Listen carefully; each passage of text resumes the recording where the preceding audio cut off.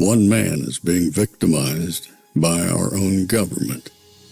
One man whom they fear, yet who millions love. One man who is willing to take the poison arrows of lawfare. One man whose voice has been taken away by a corrupt judge operating in a corrupt system. One man who has been ridiculed and insulted. One man who refused to back down. One man who refused to back down. One man who refused to back down. One man who stands between us and them. One man that wants to see America protected again. One man who wants to see America prosper again. One man who understands that a man is a man and a woman is a woman. One man who understands and protects the blessing of life. One man who wants to restore American exceptionalism. One man who once again wants to make America that shining city on a hill for all to see.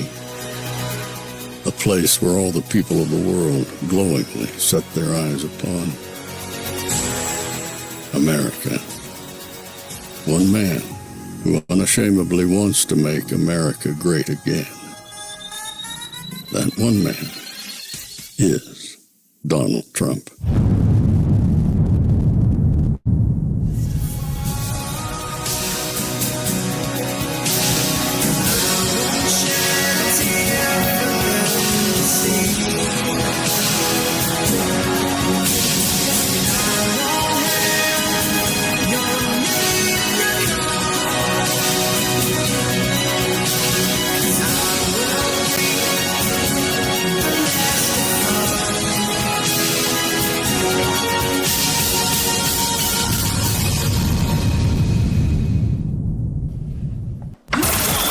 This is Fanfare with Barry Cunningham.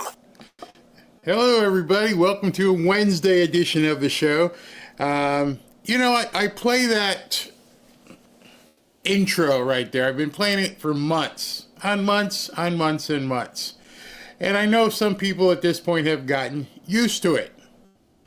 And you've been able to know, hey, it's time, the show's starting, and we need to get in place, and we need to be ready because Barry's coming on.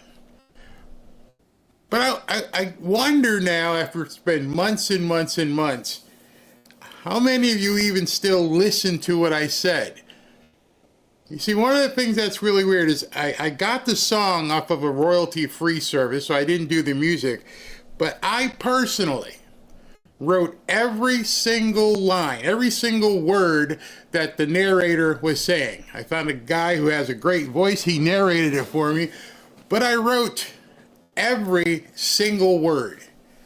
And here we are, July 16th, and I believe many people didn't hone in to what I've been saying since almost the inception of this show. So I want to take a second, and I want you to hear that 2 minutes over again. I want you to sit back and go, no, I really haven't listened to every single word specifically. So that's what I'd like you to do right now. I'll break in and go, did you hear that? You know how I always do. Some people hate it, but I'm going to break in. And I want you to tell me, did you hear that? Have you been listening? Have you been listening to what I've been trying to tell you for a better half of a year now? So listen again, and we'll listen together to these words. One man is being victimized by our own government. One man whom they fear, yet who millions love. One man who is willing to take the poison arrows of lawfare. One man whose voice has been taken away by a corrupt judge operating in a corrupt system. One man who has been ridiculed and insulted. Just those couple of different paragraphs. One man who's taking the poison arrow of lawfare. One man who's been continued to be ridiculed and insulted over and over. And when I was writing that, I'm thinking, I was talking about what was happening way back when. I didn't know it would still be going on today. And even from, friendly sides, from friendly fire per se.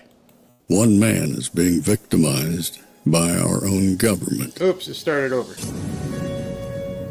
To back down. One man who refused to back down.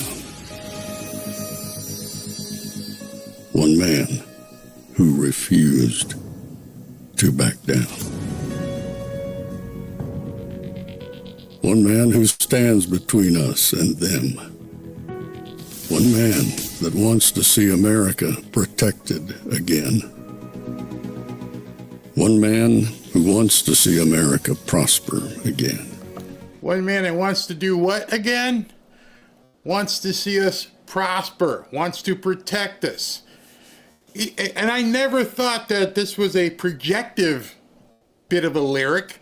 I always thought, hey, this was where I was at the time and what I was really feeling about Trump.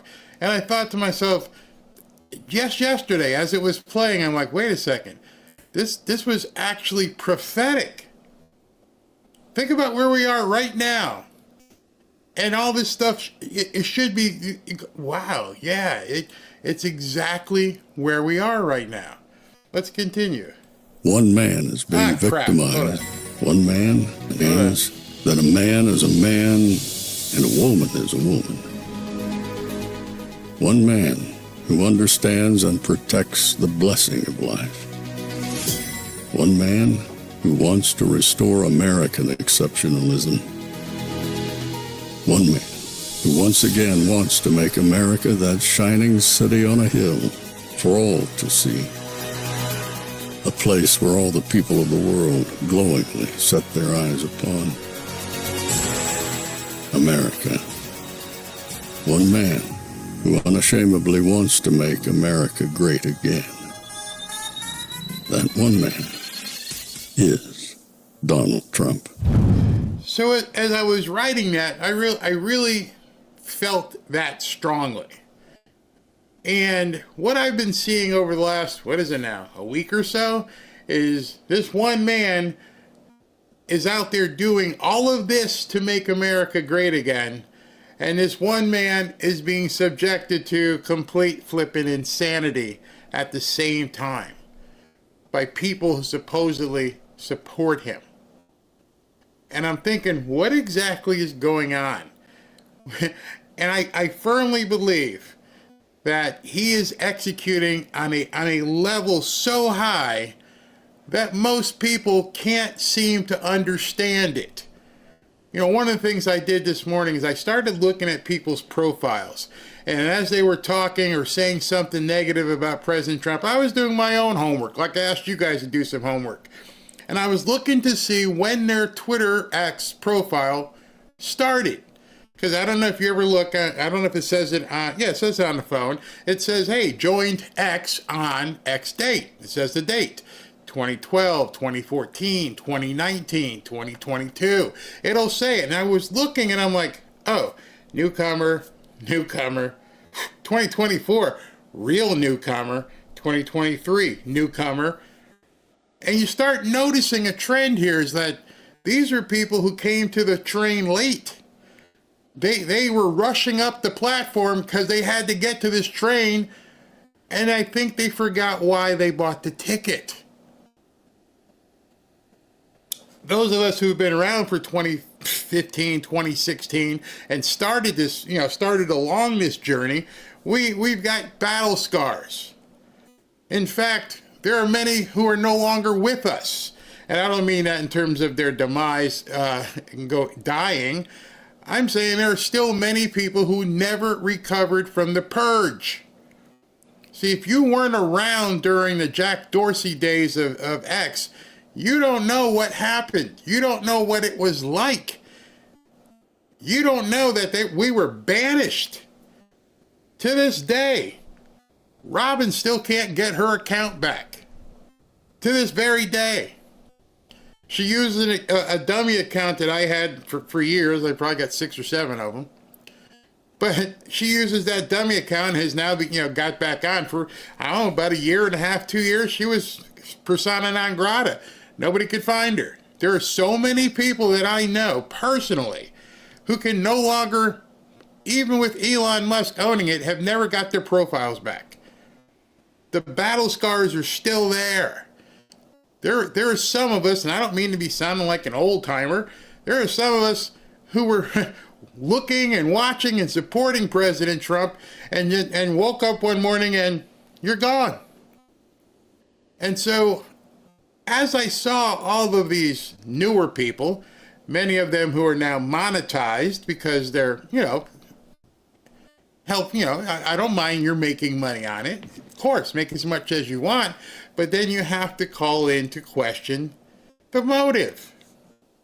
Have you been following this one man for long? And it's funny because with everything that has happened over the last, I don't know, what are we looking at, 8 days at this point? What I see happening is President Trump is literally going to force every single one of these Rhino Fs, I won't say what I really think, to jump ship. You're seeing it already. You've been seeing it with the Murkowskis, the Collins, the McConnells, the Masseys. And now it's filtering down into a whole bunch of other people online as well.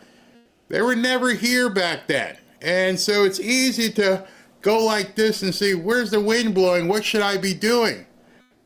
They know that in 2026 and probably 2028, they can't stay MAGA.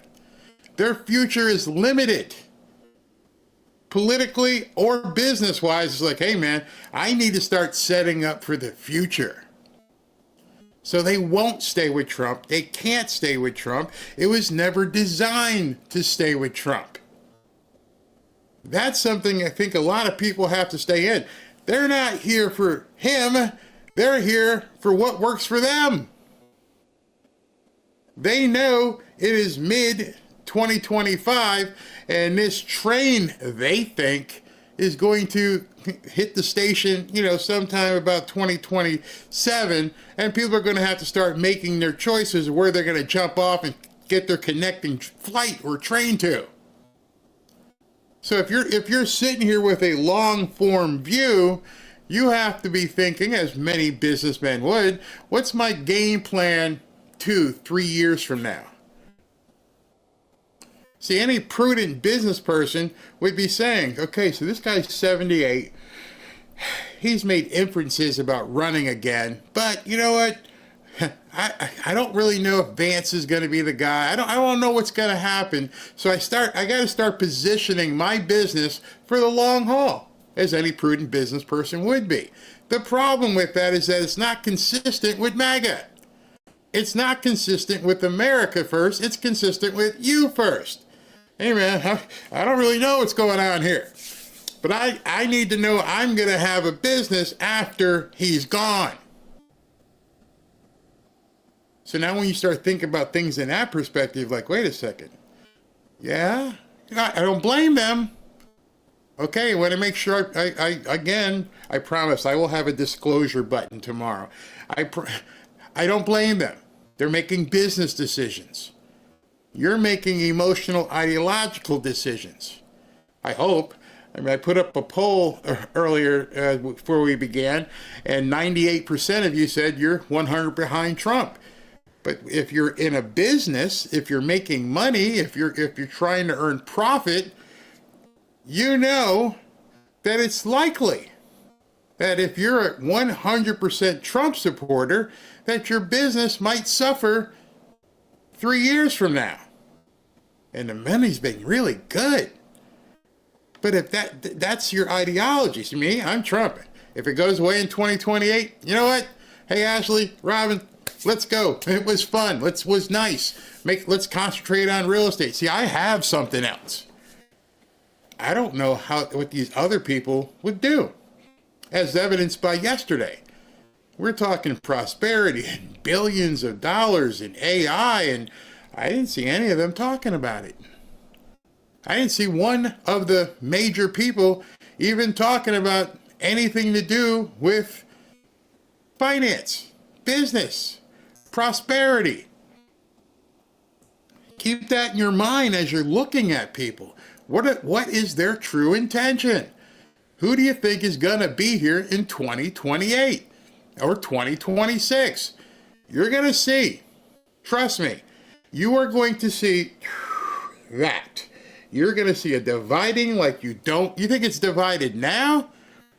Wait till 2026 when people are starting to make their decisions on which way they're going to go. They're laying the foundation right now. One of the reasons why people like Rush Limbaugh were able to stay for so long and stay prominent for so long is Rush stayed true to his conservative principles, and he aligned himself with the people that had the same principles. Trump wasn't one of those people early on. He got to realize what was going on, and he liked Trump.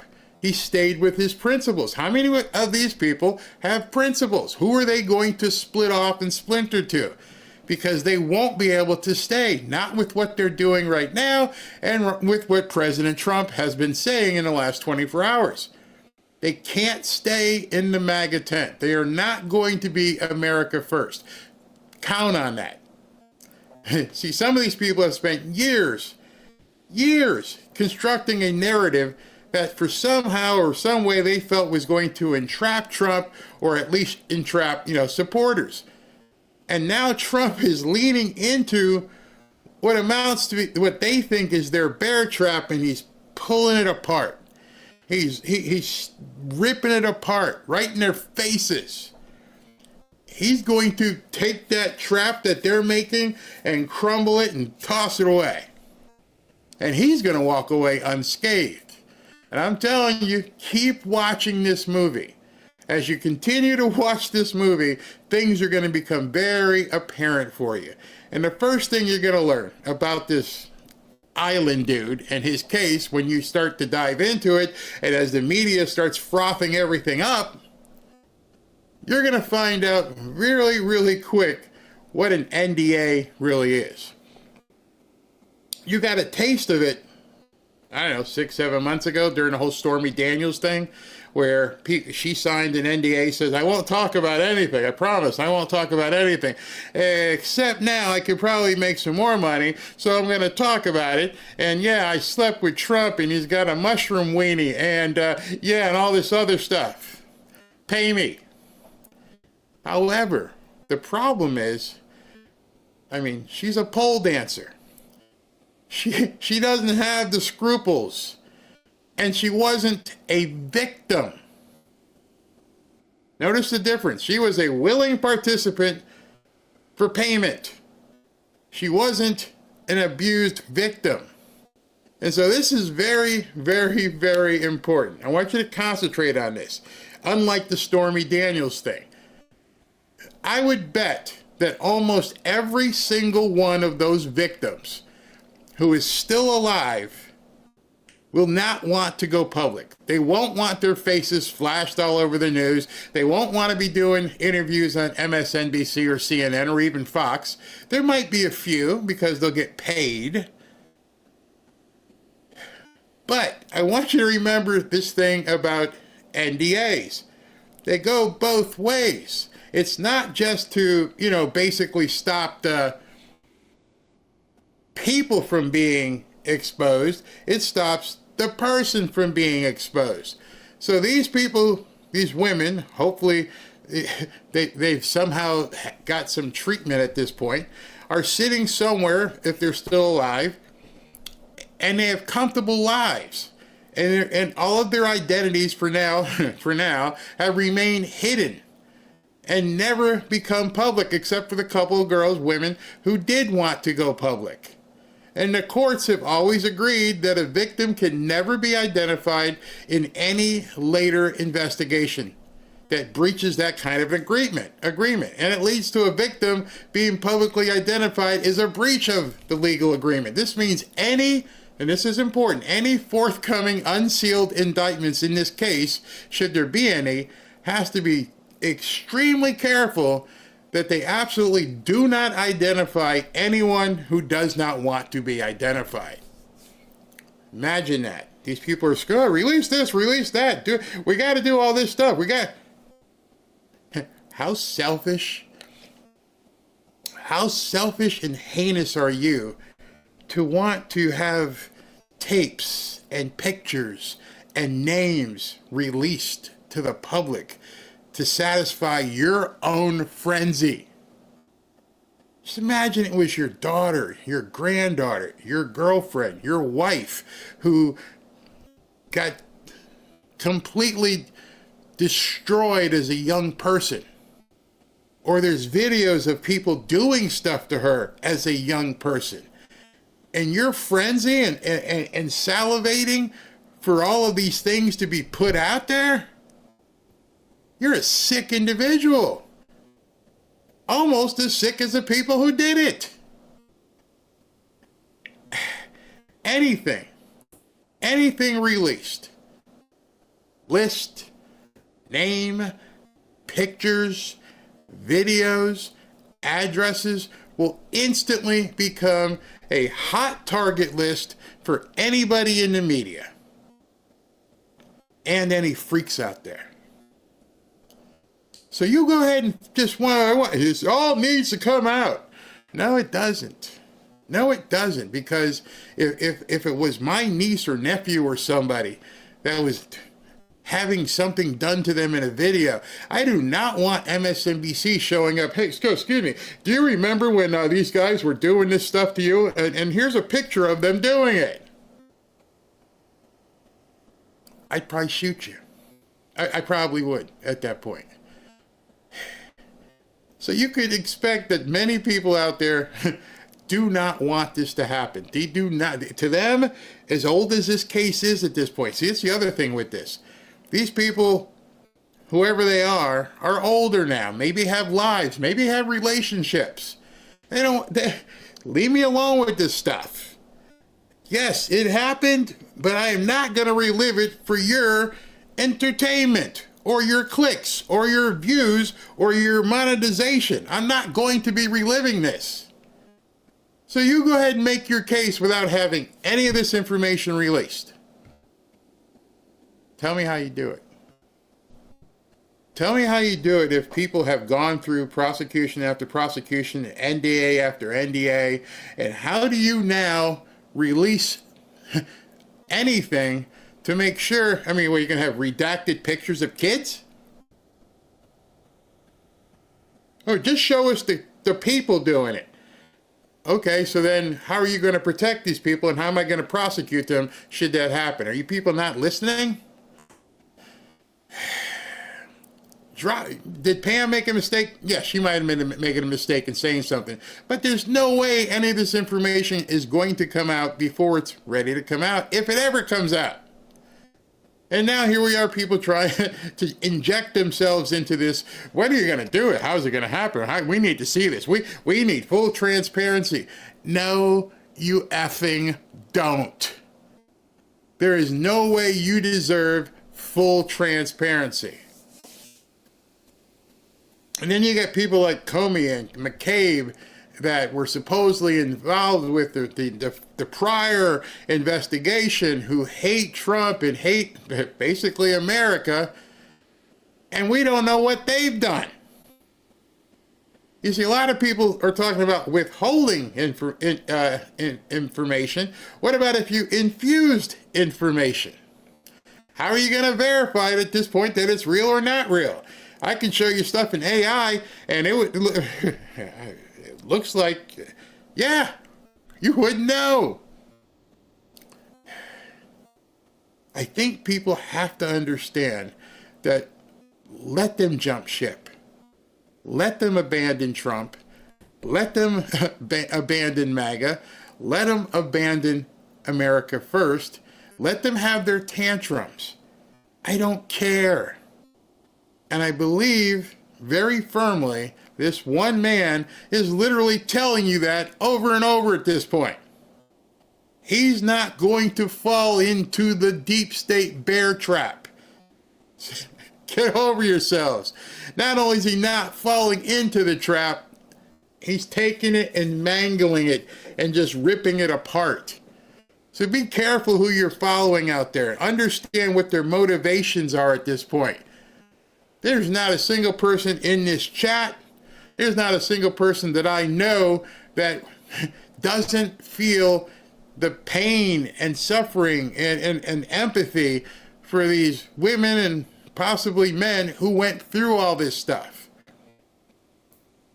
But don't for an instant fall for the fact that people pushing for this information are doing it because they have the best interest in the kids at heart.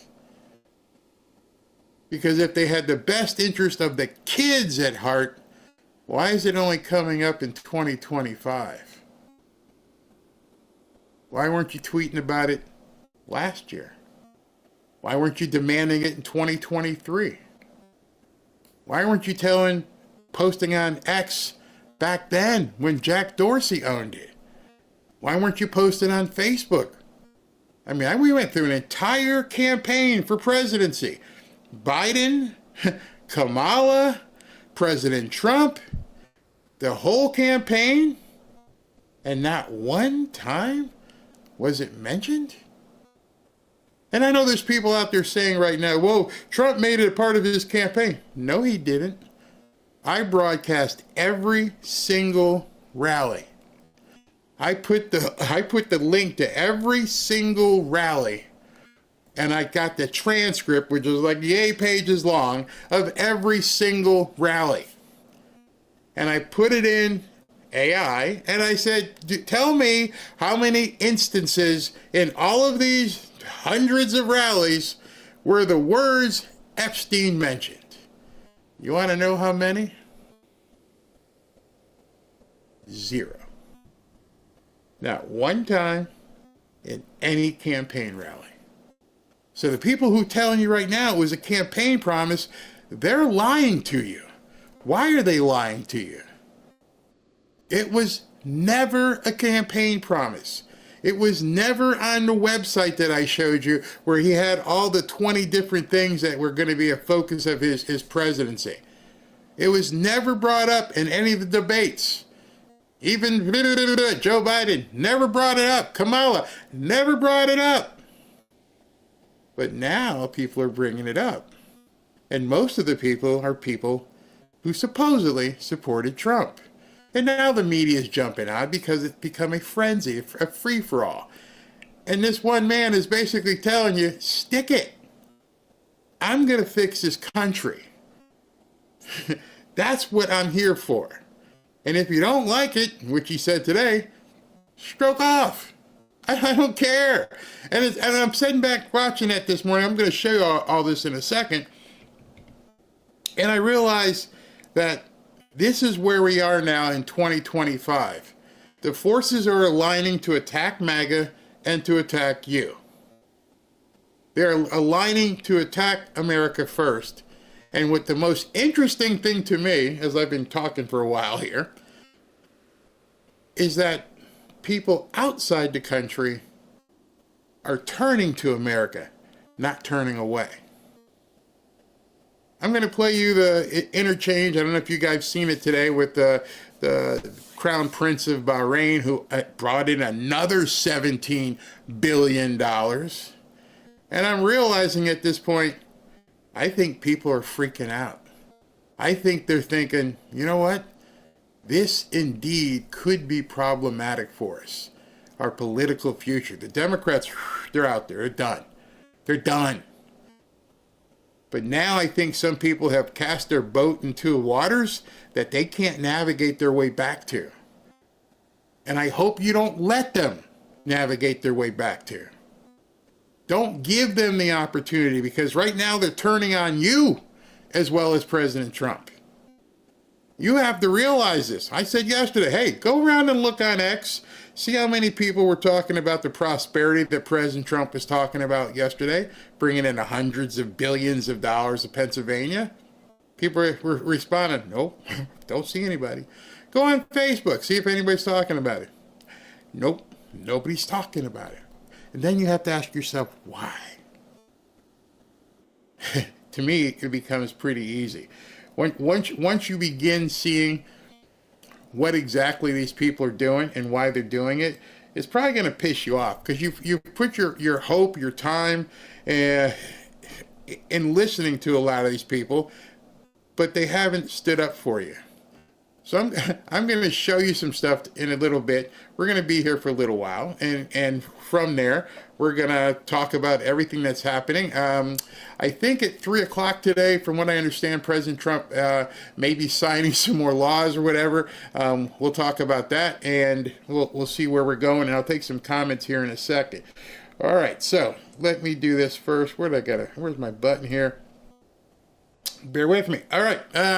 You've heard the hype. Maybe you've seen the new launches sell out, but if you still haven't tried 1775 coffee yet, this is your shot, because they've just launched the 1775 starter kit, and the first drop is limited to just 1,000 units. The starter kit isn't some dinky sampler pack. It's a full-on pack of caffeine freedom, a bold dark roast that hits harder than a CNN fact check, a smooth medium roast for strength without bitterness, and my favorite, the Vitality Mushroom Coffee for clean energy, laser focus, and zero crash. When I'm doing these broadcasts, I got to be on point. So this one, the Vitality Mushroom Coffee, is for me. All of them are single origin, small batch, mold-free, and toxin-free. Plus, you're also getting a gold spoon clip, because freedom isn't scooped with plastic. A frother strong enough to stir up your coffee and your mother-in-law's political opinions, and a black 1775 tumbler that says I don't take life advice or caffeine from a woke sea witch. $170 worth of coffee and gear, yours for just $99. And this is for you people here in the Fanfare family who've been watching 1775 blow up on Rumble, wondering if it's actually worth it. And spoiler alert, it most assuredly is. Go to 1775coffee.com, as it says on the screen, /Barry, and grab your starter kit before they're gone. Bold beans, clean fuel, and a morning routine that stands for something. Start your day with coffee that actually backs what you believe. All right, so let me jump into the video here. Got some stuff for you. I think this is going to really entertain you. But first, let me look at some comments here before I start, so I can do that. Before I start, I should have had my comment software running so I could actually just click on a button. 1 second, let me turn this on. I forgot to turn it on, because I realize right now probably some people are like, Barry, what the hell did you just say? I mean, this is going to be kind of rough. I hope it wasn't too much for you. I trust that it wasn't. Hold on. All right, here we go. What do we got? No one wants the victims exposed. We want the pervs exposed. That's the list. Is it? Hule, is it? So, number one, you think this is like Huggy Bear back in the days of Starsky and Hutch, or maybe some madam that's walking around with something on her phone. You think that there's some list that these people's names are on, and there's no way to verify this list, which ones were government employees, which ones were business associates, and which ones were the actual pervs. How do you know which is which? Let me know. Think about that and get back to me, okay? Because I'd love to hear that answer. And then what do you do with the names that are on that list? You automatically associate that they're the ones that were doing X, Y, and Z? You think there's a little denotation? Here's Fred Smith. He likes... Oh, God. The guy at the White House that was on JLR, Travis Dietrich. But how do you know the list still remains? The Democrats have had control of this for 12 years. There's so much ifs. I could probably be a defense attorney. Go ahead and arrest, my client, Sam Smith here. Sam, it looks like we got your name here, okay? Okay. So my name's on his book of sorts, which nobody carries a book, so it would have to be a phone or a hard drive or something. But in any event, okay, his name's on it. What are you going to do next? Have any of you answered that question yet? You see what I'm saying? What do you do at that point? You get some sort of, quote, list with names. What do you do with it? I want you to think it the whole way through, because I do not object. I just don't know what you're going to do with it. Sam Smith's name's in some book somewhere, and his phone number, and maybe even a deposit. He gave Jeff 50 grand. Okay. You brought it up, not me. You want it. I gotta have it. How do you know it? You think there's a list that says Sam Smith perv? How do you know? And then, okay, here's where it gets really good. This is probably why Trump's telling people, get over it. Maybe bad choice of words, but the guy's got no filter. You have a list of 100 people. What do you do with it? Remember, this dude has been dead for a while, which means probably none of the activity took place for a while. So you're going to have to go back into some sort of archive. And how do you bring a case? I'll wait. See, I don't think people have thought about this long enough. When you start sitting here and going, okay, so we got this name, yeah, and we see some money transferred, yeah. Now what do I need to convict him of something that probably the statute of limitations has expired, but how do I tie him to doing stuff over there? Oh, so you mean you have to have video or a picture? Great. I'm sorry, Your Honor. This picture is not admissible because it's the subject of an NDA. This case should be dismissed. Prosecutor, do you have any other evidence? No, Your Honor. Case dismissed. So you tell me, how are you going to convict Sam Smith? Sam Smith walks in and goes, oh, you're going to convict me in a court of public opinion and slur my name. Well, I'm going to sue the ever-living pants off of you. You're going to shame me. But you're not going to convict me. So what people want, and they're grasping for at this point, is defamation. Just because somebody's name doesn't allow Pam Bondi to convict. I don't care about the public shaming. I want to see handcuffs and swinging from a rope somewhere. So if people want the list or this name, what in the hell are you going to do with it? Nobody's talking about that. You see, to me, the end goal is electric chair, firing squad, swinging from a noose. If I can't get those three things, the rest of it doesn't make any sense for me. So if some people, just because they've asked, well, Barry, are you protecting them? No, I want them all dead. I want every single one of them swinging from a tree. And if there's any relatives, let their names know so you can shoot them in the back of the head. But that's not legal. I think they all deserve to be completely fried beyond recognition, FUBAR execution. But how do I get there? Now when you sit back and take your emotion out of it and try to be a lawyer, go turn on SVU or something on television and go, okay, so what's your evidence 10 years later? What you got?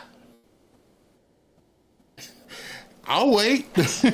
Because if you say the evidence is a picture or a video, no longer evidence. It's under an NDA.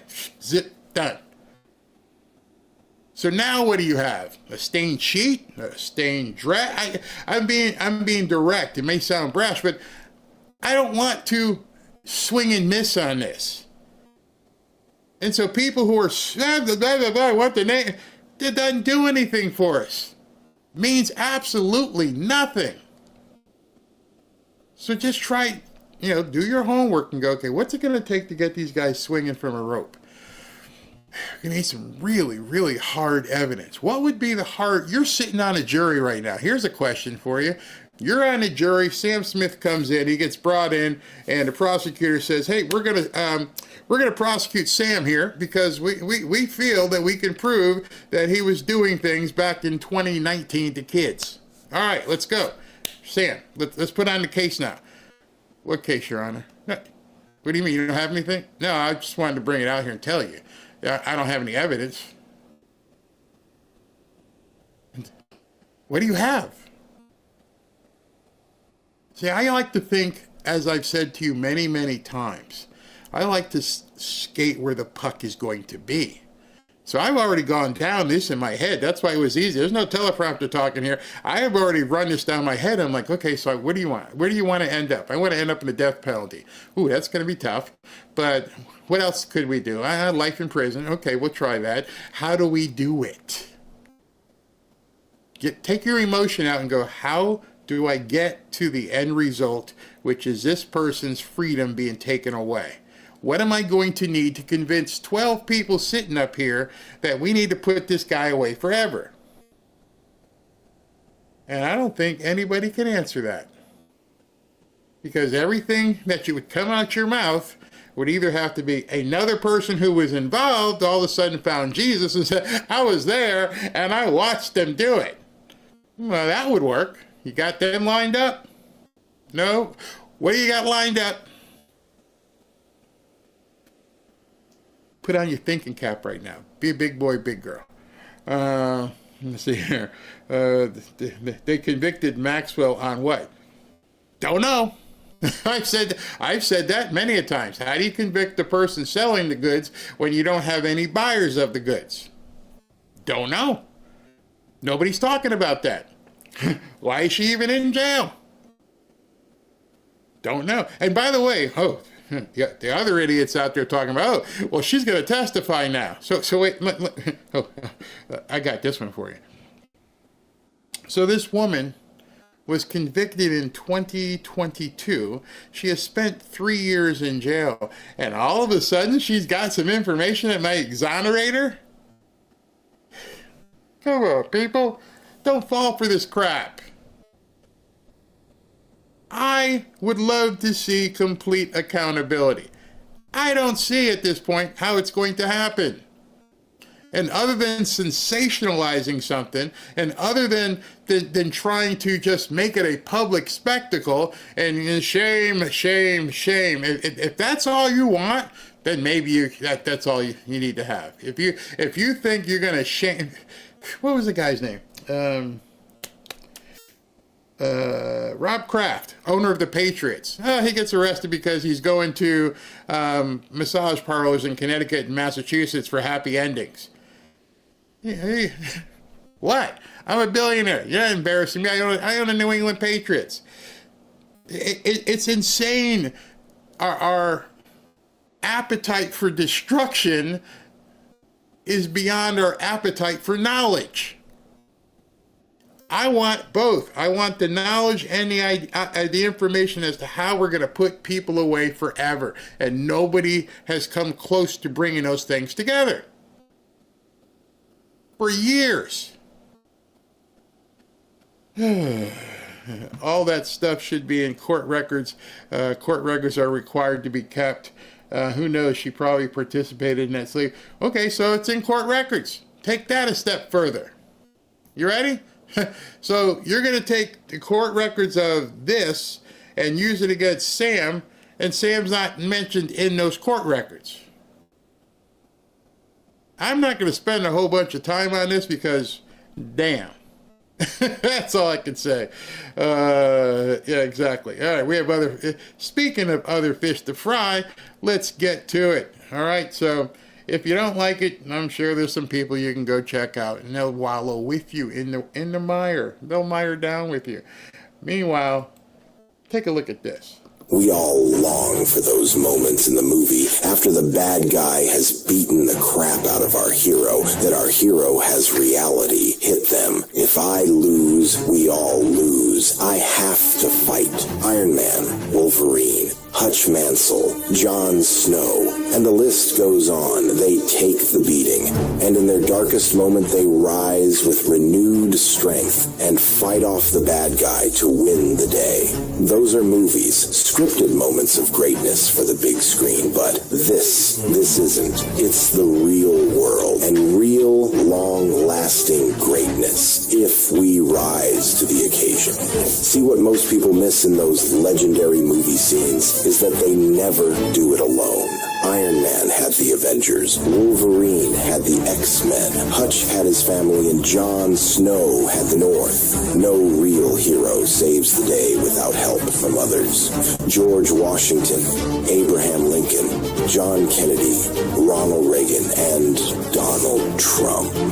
All of these men great leaders, but not one can or did do it alone. So now we have our choice. Do we let the sacrifice and hard work of the greatest leader of modern time go to waste? Or do we stand up and yell at the top of our lungs, "This is our country," and take our place beside him in this challenge to rebuild it? So, good morning. Welcome to another chance in America.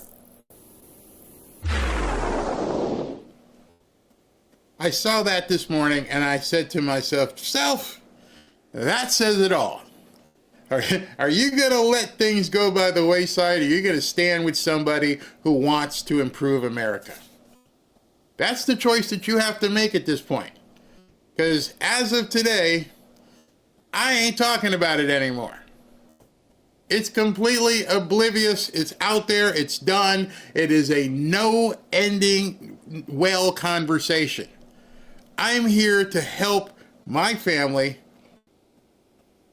prosper in the America that Donald Trump is trying to provide for us. Because that's all that matters right now. Right now. Notice I put the caveat there. This is what we're here for. You've got a few years left to try and do as much as you can, and none of that's going to happen if you're mired in the mud chasing ghosts. I can't do it. I owe her way too much. I owe my daughter way too much. I owe my grandkids way too much. I owe you way too much. We have got to begin getting back together, reunifying, and saying, we have a country to save. I don't give a shit about any polls. I don't care about any influencers. I don't care. Right now, I am solely focused on what's going to make America great and what's going to make my family's livelihood great. Selfish? No, because I want you to have the same thing. There's nothing selfish about it. It's like we all should be focusing on what is going to make our country great again, because the alternative, which I will continue to tell you, is socialism and Marxism. And if they take office, you're done, I'm done, and you'll definitely never hear anything about Epstein. So do the whole thing and wake the hell up. I've seen some people like, I will die on this hill. Go ahead. Get out there, throw your lives away. We're not going to do it. And if anybody really wants to die on that hill, be my guest.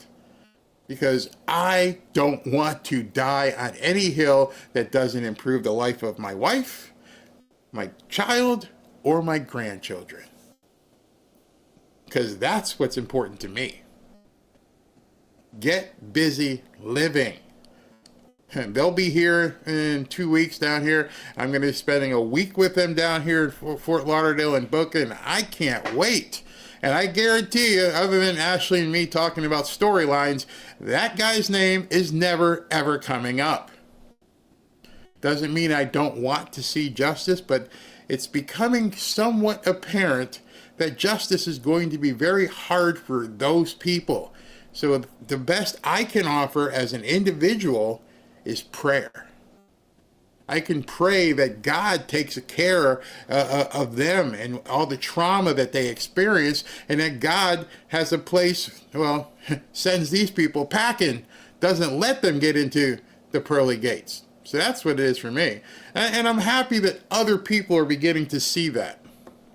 Why do you think your supporters in particular have been so interested in the Epstein story and so upset about how it's been handled? I don't understand it. Why they would be so interested. He's dead for a long time. He was never a big factor in terms of life. I don't understand what the interest or what the fascination is. I really don't. And the credible information's been given.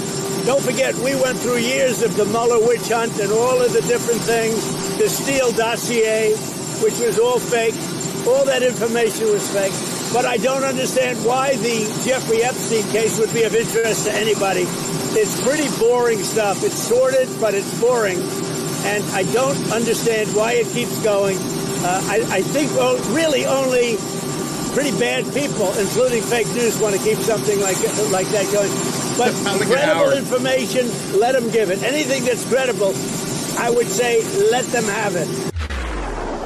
Anything that's credible, let them have it. And Howard's sitting there chuckling. Remember, this is a man who watched his entire company get destroyed on 9/11. Hundreds of his employees got killed in an instant. And so these people know pain. By the way, I'm not sure if you remember, but they tried to kill President Trump.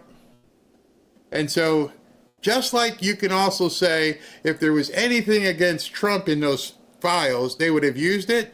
You would also have to say if Trump had any ammunition against them, he would use it. Which he may be doing.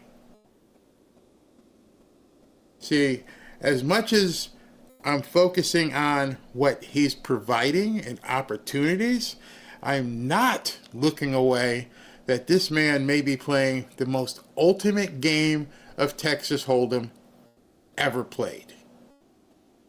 I think that he right now may be playing. He should be sitting at the table right now vying for the bracelet and the World Series of Poker, which is being played right now. If you don't play poker, you might not understand that analogy. I know SV does.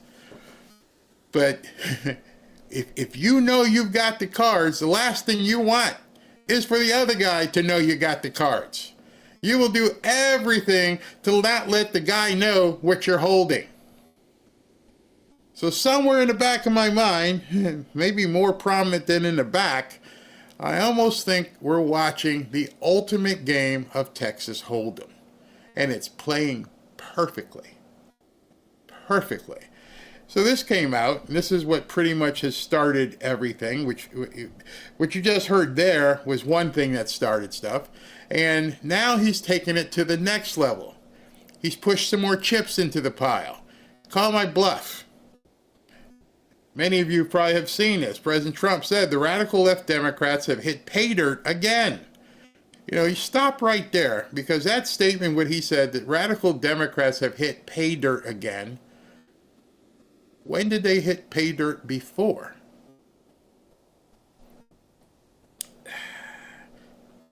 Pause there. When did the Democrats hit pay dirt before? Because he just said the Democrats have hit pay dirt, comma, again. I'm going to let you think about that. Just like with the fake and fully discredited Steele dossier, bingo. The 51 intelligence agents, bingo. The laptop from hell, which the Dems swore had come from Russia. No, it came from Hunter Biden's bathroom. Even the Russia scam itself, a totally fake and made-up story used in order to hide crooked Hillary Clinton's big loss in the 2016 presidential election. These scams and hoaxes are all the Democrats are good at. And I will tell you, they're very good at it. He just went through a litany of them.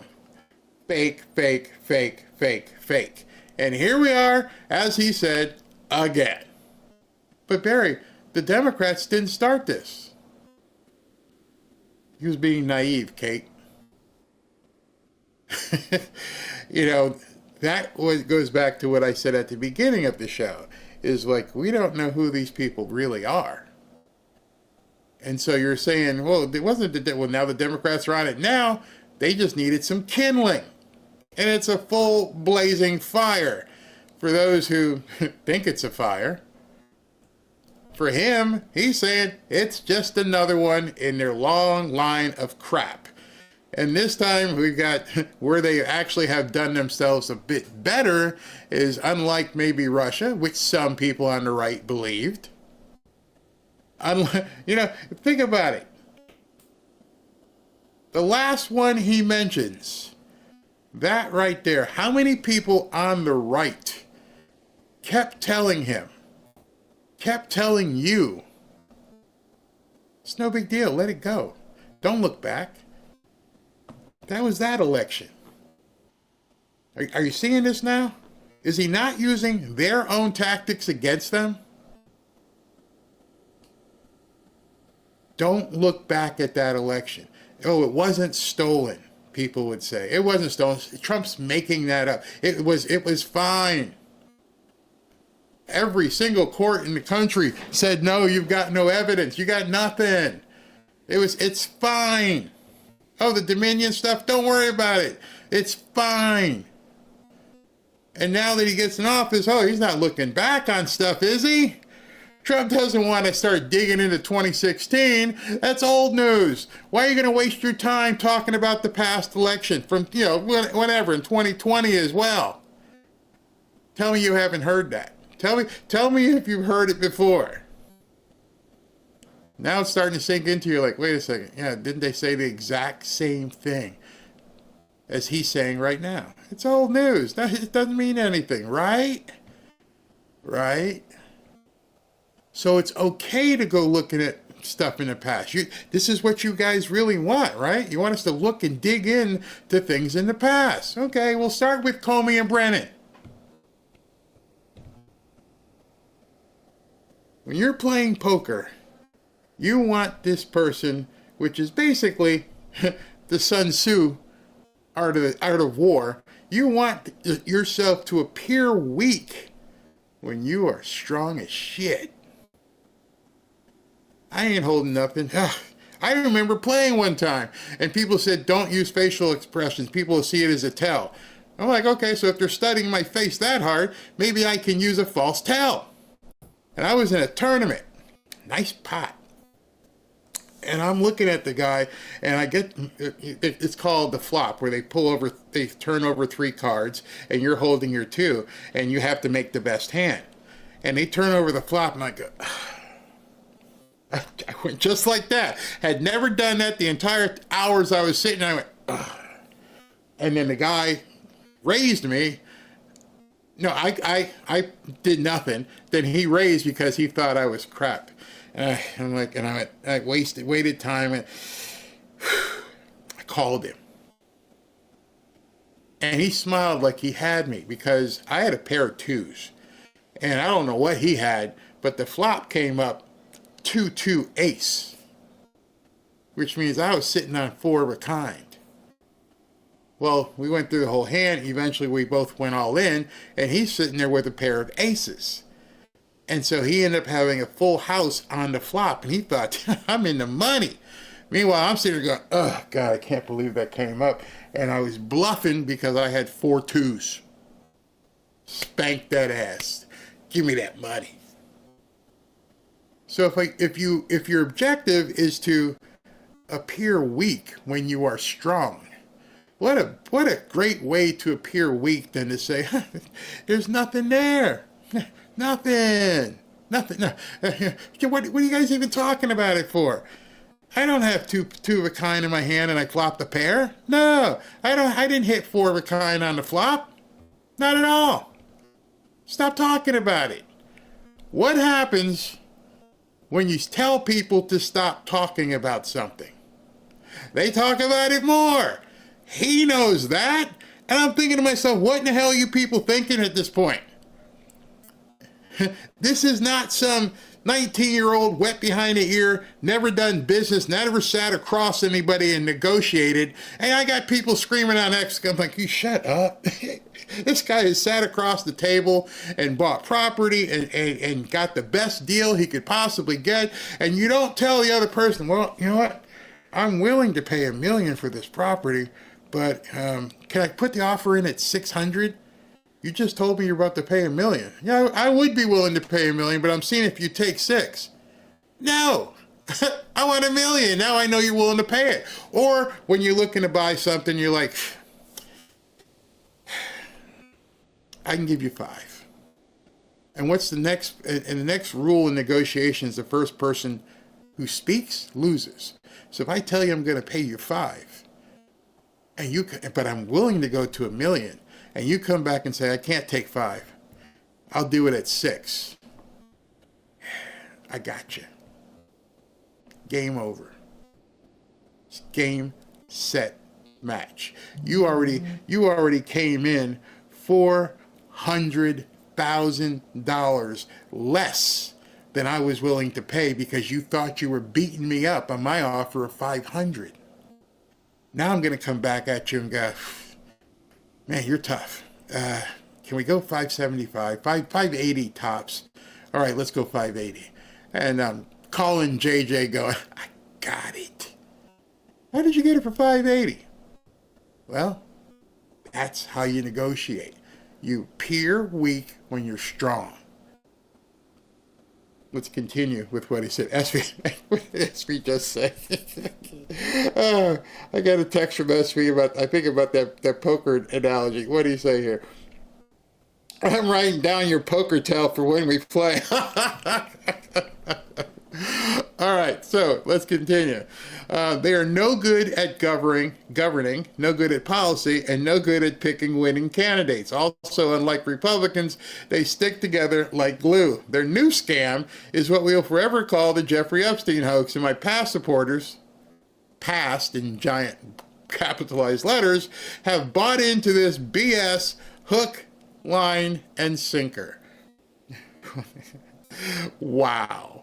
They haven't learned their lesson and probably never will, even after being conned by the lunatic left for 8 years. I've had more success in 6 months than perhaps any president in our country's history, and all these people want to do is talk about with strong prodding by the fake news, and the success of starved Dems is the Jeffrey Epstein hoax, which is specifically what I said to you last night. Anybody talking about the success? Anybody out there right now just like, oh my God, I cannot believe what President Trump did yesterday. Oh, we got $100+ billion. It just keeps happening, blah, blah, blah. They fell right into a trap. I don't know when he's going to spring it. I don't know how he's going to spring it, but it's obviously a trap. You just have to play along and just watch this movie. And then tell yourself, this man took a bullet. You think he's really laying down to the Democrats right now? That's what, people ask me, Barry, why are you so strong on Trump? Because I know the man. Not personally. I've read enough about him. I've watched his career way before he became a president, and I see how he acts. I know the game he's playing. If he and I were to sit at a poker table, he'd probably kill me because I wouldn't see it coming. And so when I'm seeing these conservative influencers out there driving people crazy, talking about this stuff, and then taking credit because, oh my God, there might be a special counsel, when I told you that last week. Because you can see the art of war being played right in front of your face. And still, we got 2 or 3% of people going, we need to list. I'm like, list? List? I want these people's sphincters so tight that they don't know what to do right now, so I can get out here and do what I need to do. I'm going to tell you more about that in tonight's show. Tonight's show is already in the can, so I can tell you right now, we are going live at 7 o'clock, and be ready. Be ready, okay? I could be completely wrong, but if I'm completely wrong, and this is something I want you to hone in on, if I'm completely wrong, what's the worst thing that can happen to me? I've taken advantage of the opportunities and prosperity nuggets that President Trump is putting out there. I'll be okay.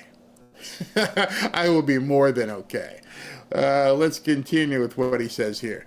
Let these weaklings continue forward and do the Democrats' work. Don't even think about talking of our incredible and unprecedented success, because I don't want their support anymore. Thank you for your attention to this matter. Make America great again. I read that and I was like, oh, they're playing right into his hands. Everybody. Because on the surface, he's telling you, I don't care, I don't care, I don't care, I don't care.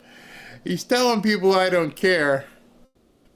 When you have to, again, this is from people who don't know President Trump. If you don't understand what his taste is for revenge, you don't know the president. You don't know who he is. If you don't think revenge is something that he's really, really looking forward to tasting, you don't know him.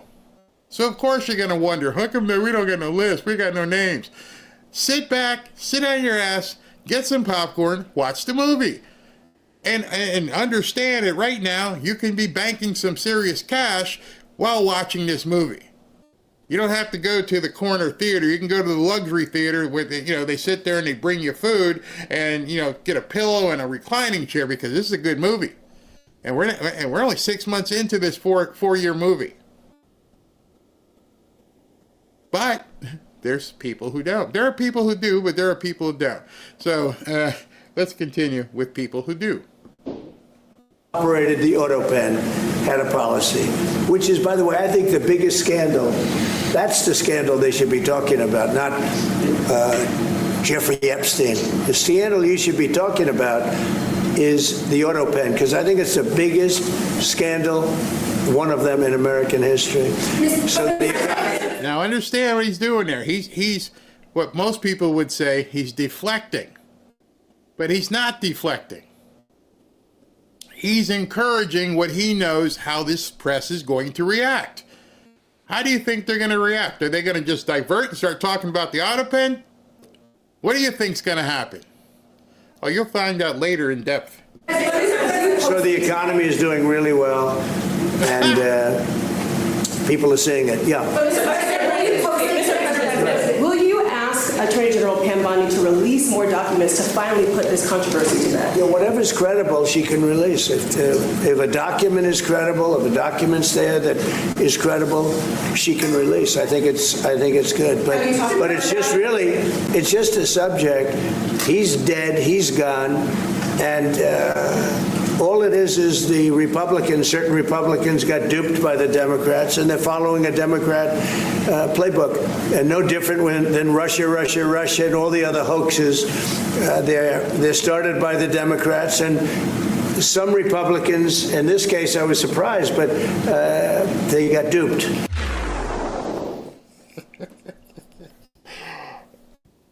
He took the script with him. He goes to the Oval Office to meet the Grand Poobah from Bahrain, and he stays with it. Stayed right with it. Yeah, you're getting duped. And he knows the press, they cannot help themselves. So I'm going to ask you.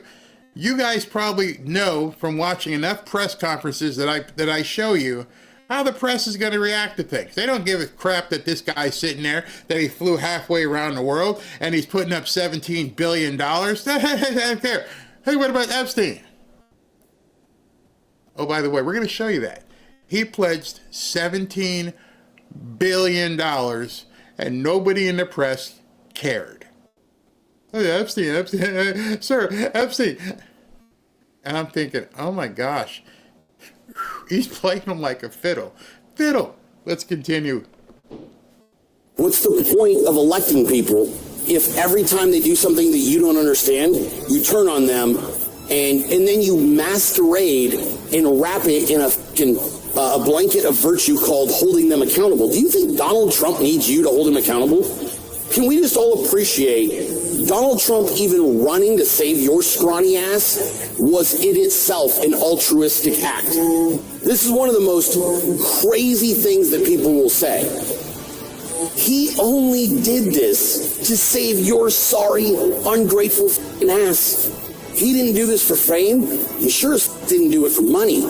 He did it because he's like, I've got to save these people. They have no idea how they are if I don't run. I'm just stunned at how fucking stupid so many Americans have become. It's the saddest shit. How did you forget that he doesn't need this job? How did you forget that if there was ever anything against Donald Trump, Biden and his DOJ would have buried him with it? How did you already forget that?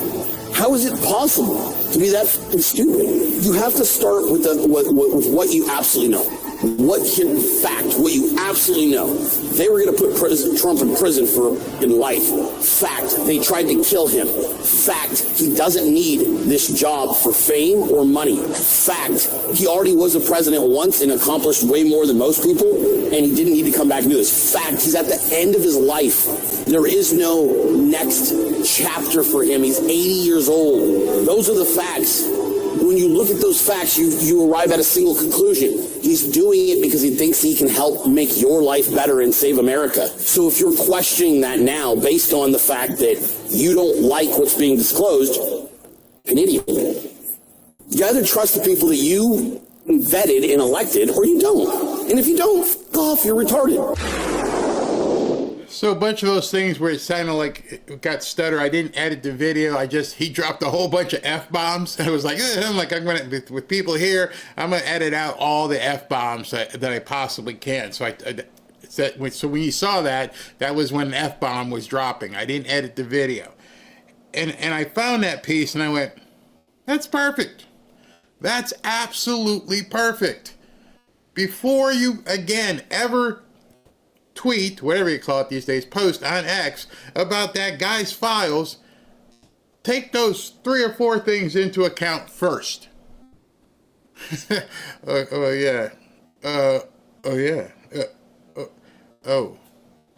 otherwise you look stupid. You really look stupid, especially with everything he's been doing lately. It makes me question how many people who are posting about this stuff are actually MAGA. Because me, the ride or die, the hill I want to die on is America first. So when I see people say, oh, this Epstein thing here, it's not going away, it's a hill I will die on, I'm like, you're on the wrong damn hill. Go sit over on that hill. We'll be okay over here, okay? I'm going to get busy living. That's what's important to me, especially, the last 2 days. If the last 2 days don't tell you anything, you're missing it all. And also you have to, and this is a big part, you got to know your history. I know there are many, many people who either forgot their history or never learned it. I want you to listen to this piece and tell me at the end of this piece, don't you sit back and go, are we reliving this? Let's see. Don't get the impression that you arouse my anger. You see, I have that impression. You see, one can only be angry with those he respects.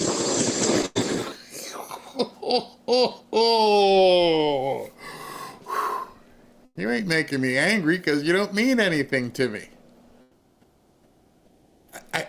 Richard Nixon has been often maligned, but people don't know what happened with Richard Nixon. And if you do, if you don't remember, go back and look at your history books, the ones that actually tell the truth.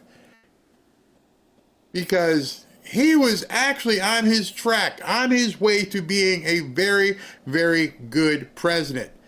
But just like with JFK, they whacked him too. Different way, but he still got whacked. And so years later, when he was doing interviews, he sat back and he thought about what happened. How did this happen to my career? What the hell was going on? And historians have looked at this and went, wow, this guy was on point. He knew what he wanted to do, but the deep state buried him. Lucky for him, he didn't get the ultimate deep state nap. But nonetheless, he got a deep state nap. So looking back, here's what he said. Well,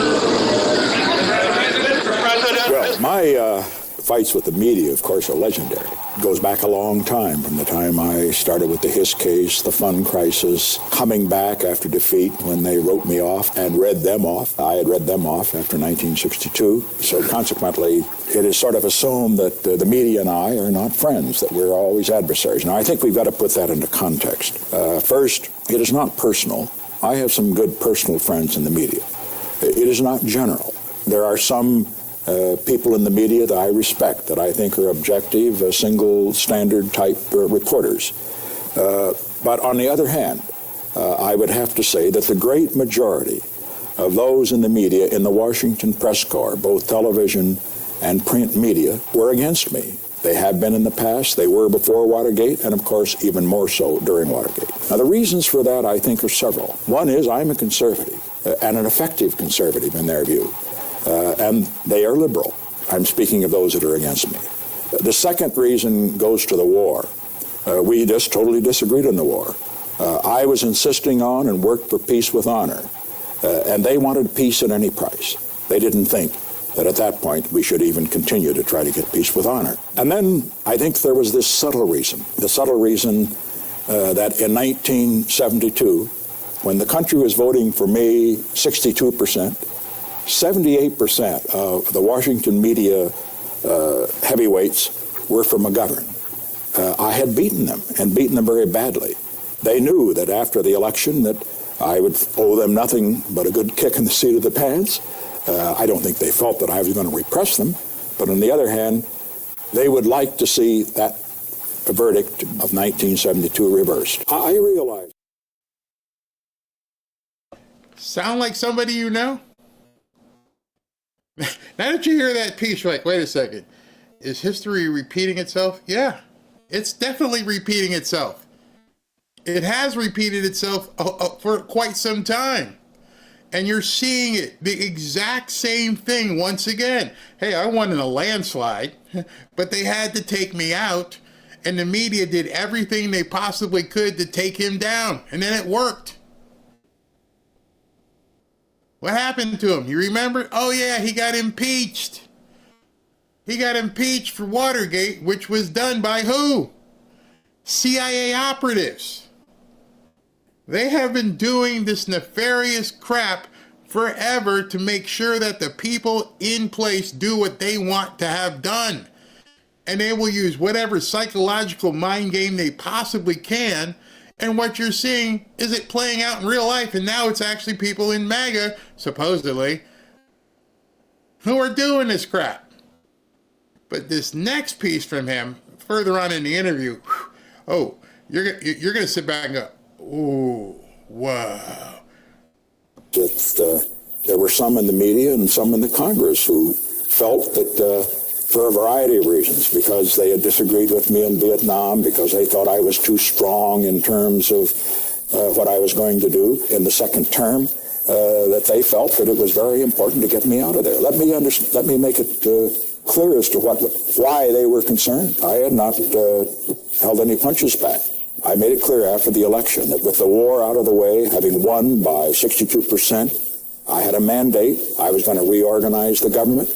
I was going to cut down on the bureaucrats. I was going to return more power to the states and the people. I was going to shape up the place. They knew that. The media knew it. The bureaucracy knew it. The elitists knew it. The establishment knew it. They didn't like it. No, boys and girls, that wasn't Donald Trump. But if Donald Trump took the text from that video and read it, it would be 100% applicable. See, if you don't know your history, how's it go? If you don't know history, you are doomed to repeat it. That was circa 1972, 1975, 50 years ago. And it's exactly happening again right now. His words, I was voted in with a mandate. I was going to reorganize government. I was going to destroy the bureaucracy. The elites didn't like it. So they had to get rid of me.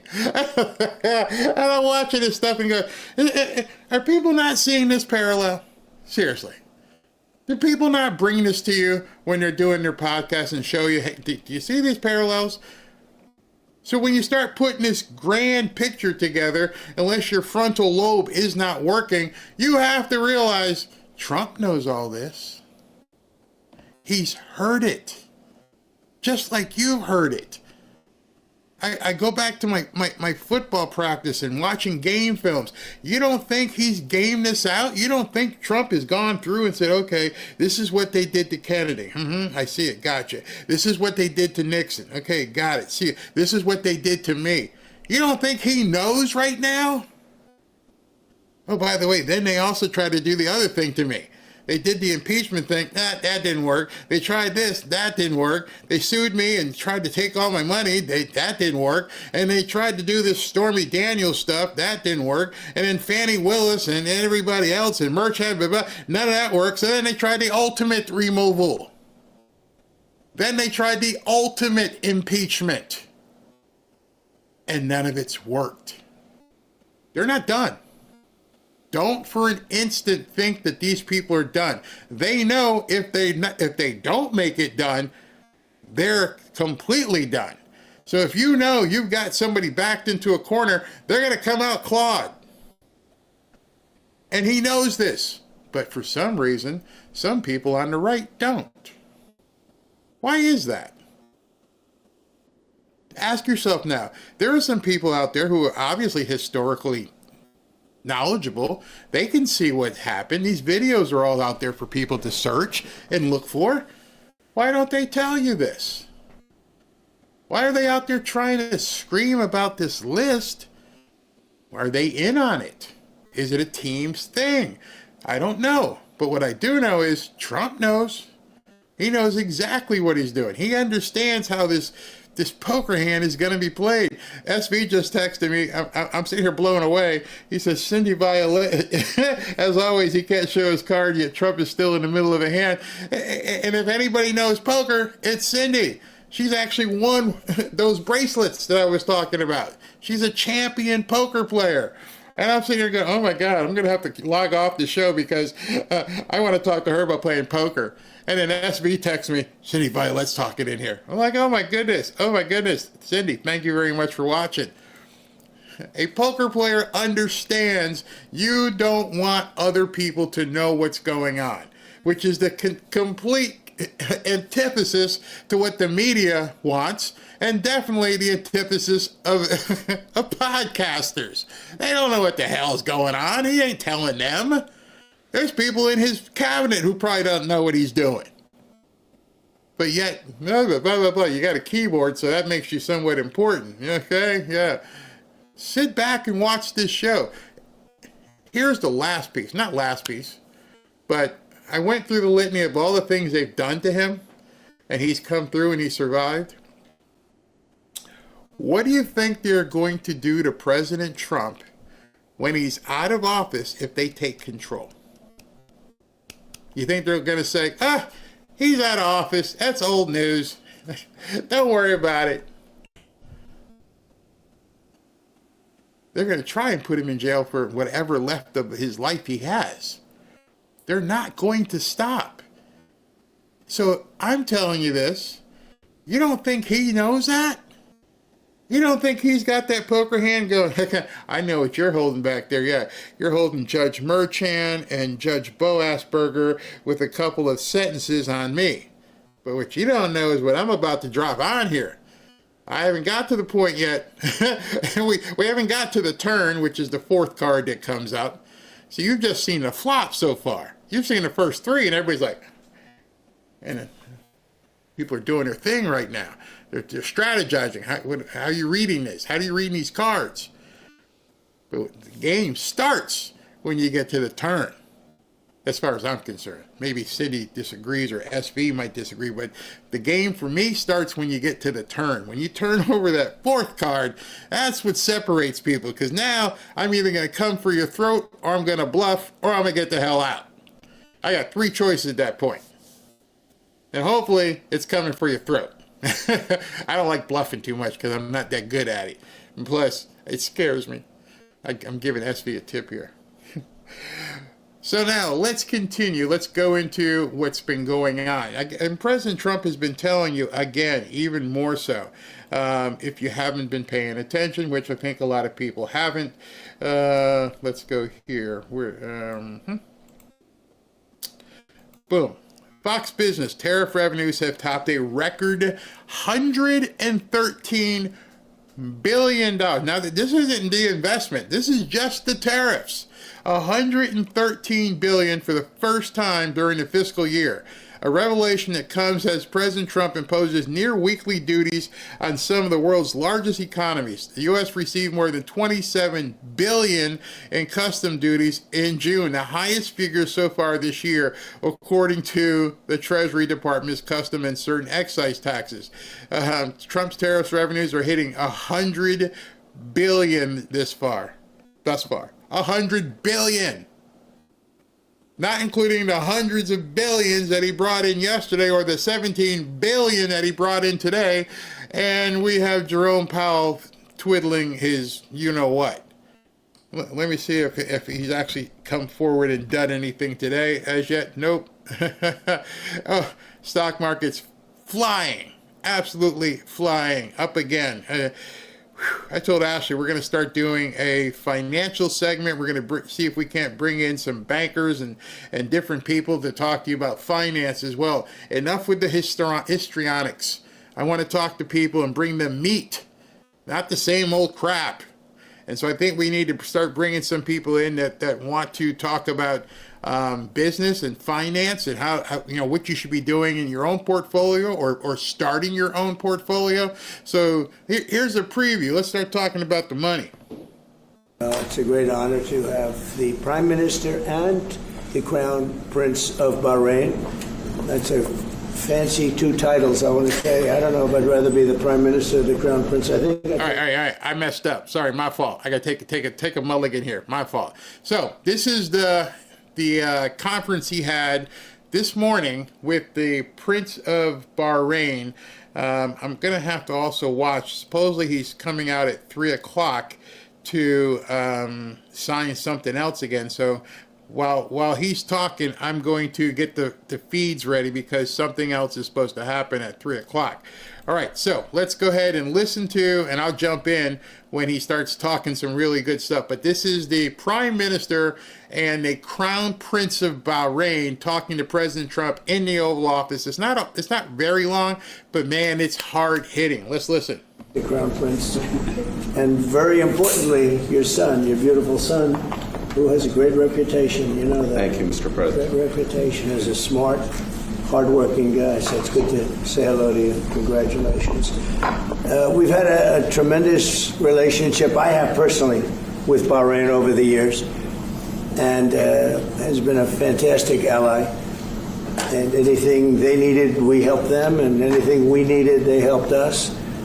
And we're going to be talking about a lot of different things, including the most perfect military maneuver that anybody's seen probably in 50 years, which took place a few weeks ago, and Iran knocked out their entire potential nuclear capacity. And it was obliterated. You know, I used that term. They said, well, maybe that's too much. I said, no, it turned out it was more than obliterated. They can't go back. And we're just really going to talk about some things, including trade. We're going to be discussing trade. We do a lot of trading with Bahrain. And we're going to have lunch after this, but we'll take some questions. At first, I'd like to ask the Crown Prince to say a couple of words. And he also has a father who's living and well and doing fantastically, as I understand it. He is. And somebody who's respected all over the Middle East and all over the world. And thank you very much for being here. Thank you, Mr. President. Thank you, one and all. It is indeed a great honor to be here on this fine morning to put into action the relationship that exists between our two countries. We will be discussing security issues, we'll be discussing trade and investment, which is very important. We're very happy to be announcing $17 billion worth of deals that are coming to the United States, and this is real. This isn't. It's real money. These aren't fake deals. These are real deals. They don't have to borrow the money. We don't have to borrow it. It's coming in. And all right, so that I wanted to stop there for a second, which I couldn't have done if it's live, so you're not missing anything. But I just wanted to put an accent on that. $17 billion. Man, sitting next to another guy, I'm going to bring in $17 billion, and it's real. It's real money. We're bringing in $17 billion. So you would think that is a huge story. You would think that the media would be like, oh my gosh, this is fantastic, President Trump. You're doing a great deal with Bahrain, and the Crown Prince is bringing $17 billion, and he trusts you because he also knows that you know his dad, and no. No, you know what's coming. Only builds upon a legacy that we're very proud of. We have had a relationship in the civil side between our two countries since 1893 and formally since 1948. So may it long continue, and we look forward to many, many more years of productive partnership. Thank you, Mr. President. We will have you that. Honor us. We will have that indeed. We'll have many good years, and I'd say right now is your top year, and we appreciate the investment. It's a great. We left, as you know, Saudi Arabia. We were just there in Saudi Arabia, and Qatar was so great. Lear was great. We had UAE, and we had a couple of other visits, but all great places. And we left with $5.1 trillion of investment, and they all want to be investing in the United States. We have, I think we have over $16 trillion of investment coming in, which is a record, and we're only a little bit into the year. And let's say the first 2 months I sort of took it easy because we had to fix up the Oval Office. I had to devote my time to fixing it up. But no, we had to fix up our country. So we have, I think everyone is saying we have the hottest country now anywhere in the world. We were dead a year ago. We are a dead country. And now we have the hottest country anywhere in the world. And it's a great honor to have you here. Thank you, Mr. President. Any questions? Developments in Syria at the moment. Well, I can't comment. I think I'll ask Marco to say a few words on Syria.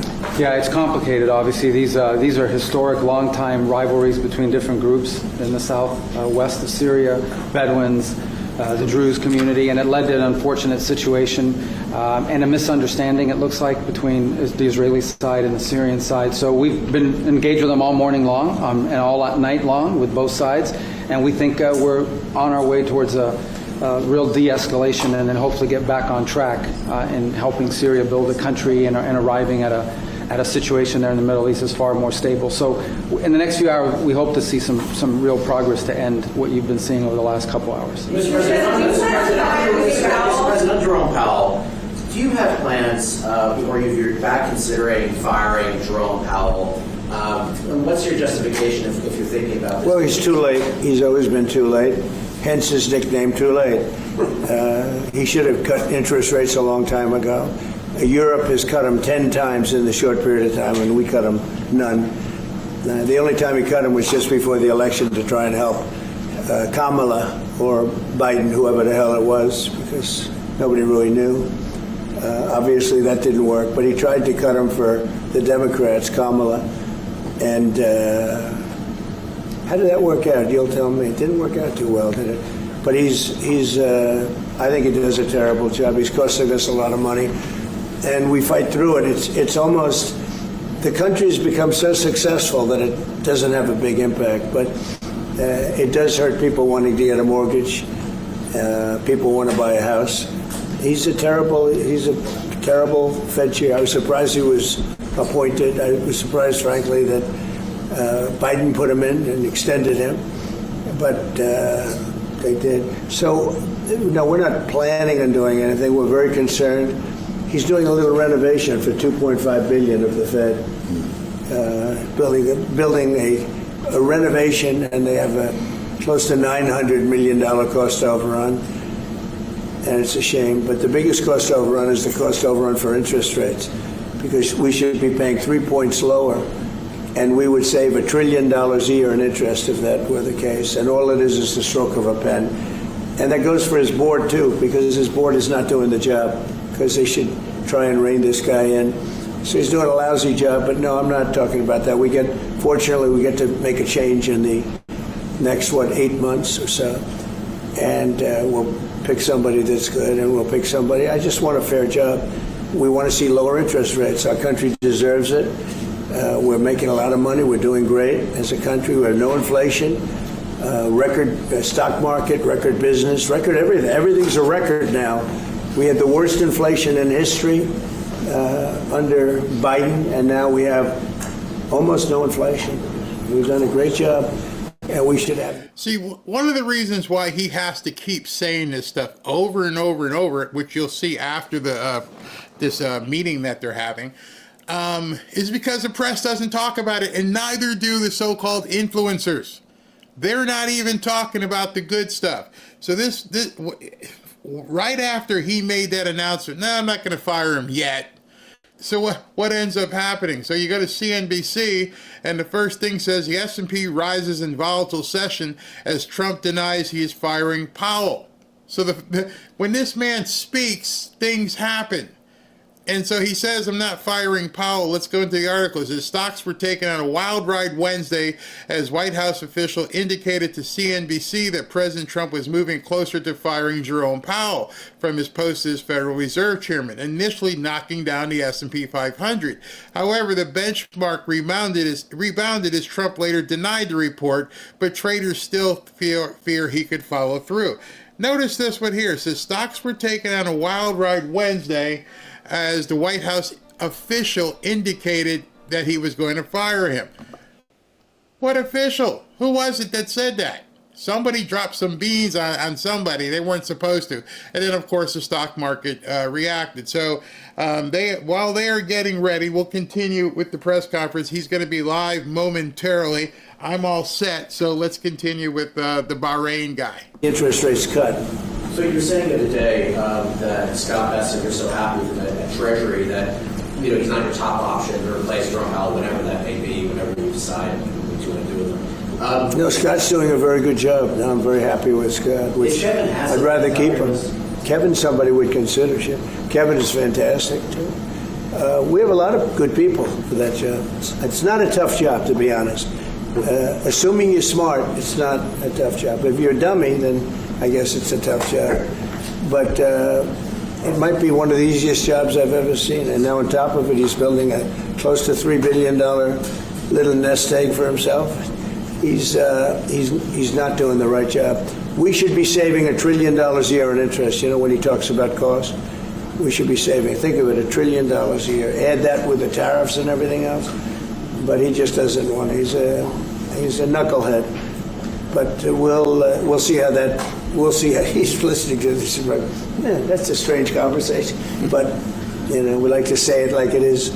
But we have a lot of people that want that job very badly, and I'm only interested in low interest people, frankly, because you don't need. I know. So they had the 71 different economists and people experts that they picked about a month ago. I was the only one, along with one person from maybe the Wharton School of Finance. The two of us got it right. 69 people, including Powell, got it wrong. And he wants to hire thousands of new people to help him decide where we're going in the future. It only takes one good mind. It doesn't take 5,000 good minds. So they're expanding the Fed. It's the dumbest thing I've heard of. But it's very autonomous. Just to follow up on that, sir, is there... So before he gets to the next question, one of the things I want to ask you is President Trump is actually demanding for a 3-point drop. To give you guys an idea, I doubt many people would see a 3-point drop in their mortgage rate, but can you even imagine if your mortgage rate went down 1.5 points? A point of interest, what you're going to save, what's going to put in your pocket? As he has said many times, and I'm focused in on it, that's the last piece. That is the infinity stone. The interest rates go down, the economy's busted wide open. Wide open. Are you completely ruling out the idea of firing Jerome Powell? I don't rule out anything, but I think it's highly unlikely unless he has to leave for fraud. I mean, it's possible there's fraud involved with the 2.5 $2.7 billion renovation. This is a renovation. How do you spend $2.7 billion? And he didn't have... So I got to ask you a question. Have you heard anybody, anywhere, influencer, media, anybody running with that story? That's a huge effing story. There is the potential for $2.5 billion in fraud against the Federal Reserve Chairman, and nobody even mentions it. So that's why President Trump is saying it. Somebody want to cover this? You know, you guys are supposed to be investigative reporters. You guys want to go look into this? I'm giving you the scoop. I'm telling you that there is a potential for $2.5 billion in fraud, and none of you are actually doing the work to uncover it. Proper clearance, et cetera, et cetera. So you know that's going on. So there could be something to that, but I think he's not doing a good job. He's got a very easy job to do. You know what he has to do? Lower interest rates.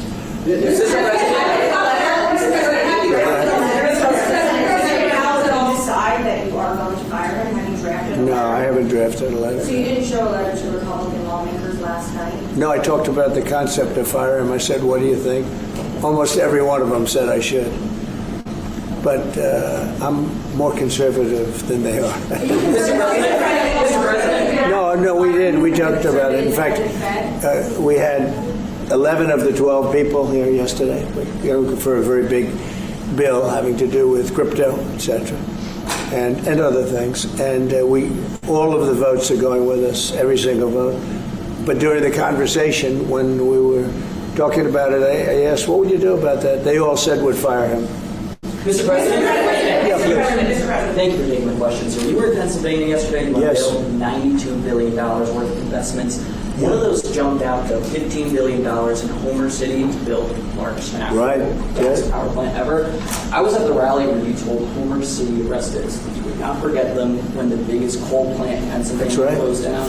You delivered for them yesterday. What message do you have for those residents? Well, I'm happy. Homer City, I was there and I said, I'm going to produce something, I don't know what, because they had shut down this massive coal plant, one of the biggest in the country. And it was just purchased by the gentleman that you met yesterday, very substantial man. I don't know if he's maybe not as substantial as you, I'm not sure. But he's pretty substantial, you know who I'm talking about. And they're going to spend billions of dollars on rebuilding it, and it's going to be the largest plant of its kind in the world, I believe, actually in the world. And it's going to be great. So we really fulfilled that promise to Homer City. But it's to Pennsylvania, basically. I won Pennsylvania, and very conclusively won Pennsylvania. So I owe them a big debt of gratitude. But thank you for bringing that up. We raised 92. It's actually going over 100. So it'll be over $100 billion to be invested in Pennsylvania. It was Pennsylvania Energy Project. So we had, everybody was there. Larry Fink was there. I mean, everybody was there and done a great job. The senator did a great job.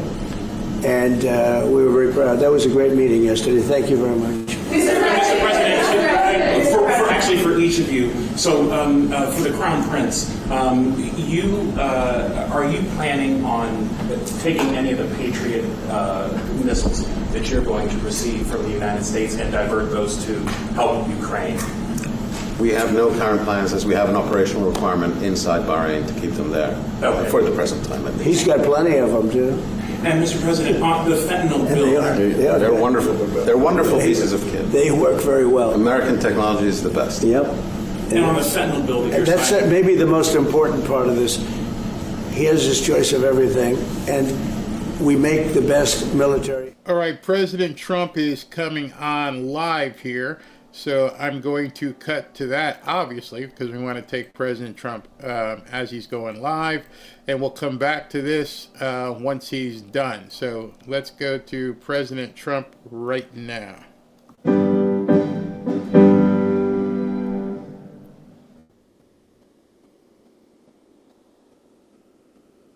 Well, thank you very much. Please. It's an honor to be with you. We're making a lot of progress in our country, generally too. But this is a very special time because we've worked very hard to put ourselves in this position. Today we strike a righteous blow to the drug dealers, narcotic traffickers, and criminal cartels that we've all been hearing so much about for so many years, and very little has been done. And we take a historic step toward justice for every family touched by the fentanyl scourge as we sign the Halt Fentanyl Act into law. Good job. Good job.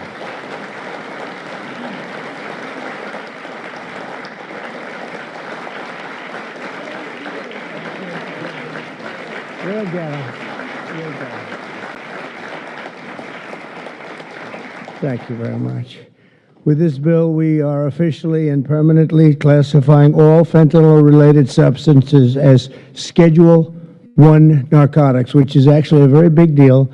It doesn't sound like much. It's a big deal, as they will tell you, meaning anyone caught trafficking these illicit poisons will be punished with a mandatory 10-year minimum sentence in prison. We'll be getting the drug dealers, pushers, and peddlers off our street, and we will not rest until we have ended the drug overdose epidemic. And it's been getting a little bit better, but it. Let me know if the sound is okay. I need to know what you guys, if the sound is okay. Joined on this occasion by my future DEA administrator. He's going to be a very important position, Terry Cole. Where's Terry Cole? Hello, Terry Cole. I hope you're as good as they say, Terry. I hope you're as good as Glenn Youngkin says, because it was his recommendation that got you this job. You better do a good job, or I'm blaming Glenn. Glenn, I'm going to blame you if he's no good. And who the hell knows, but I have a feeling he's going to be great. Is he that good? All right, good. You better be good. But it was really, Glenn has had tremendous experience with Terry, and he said he's fantastic. He did the job like nobody that you've seen, and we take your word for it. Thank you very much, Glenn. Also with us is Secretary Christy Noem, who's doing a fantastic job. Where's Christy? Where are you? Christy. Hi, Christy.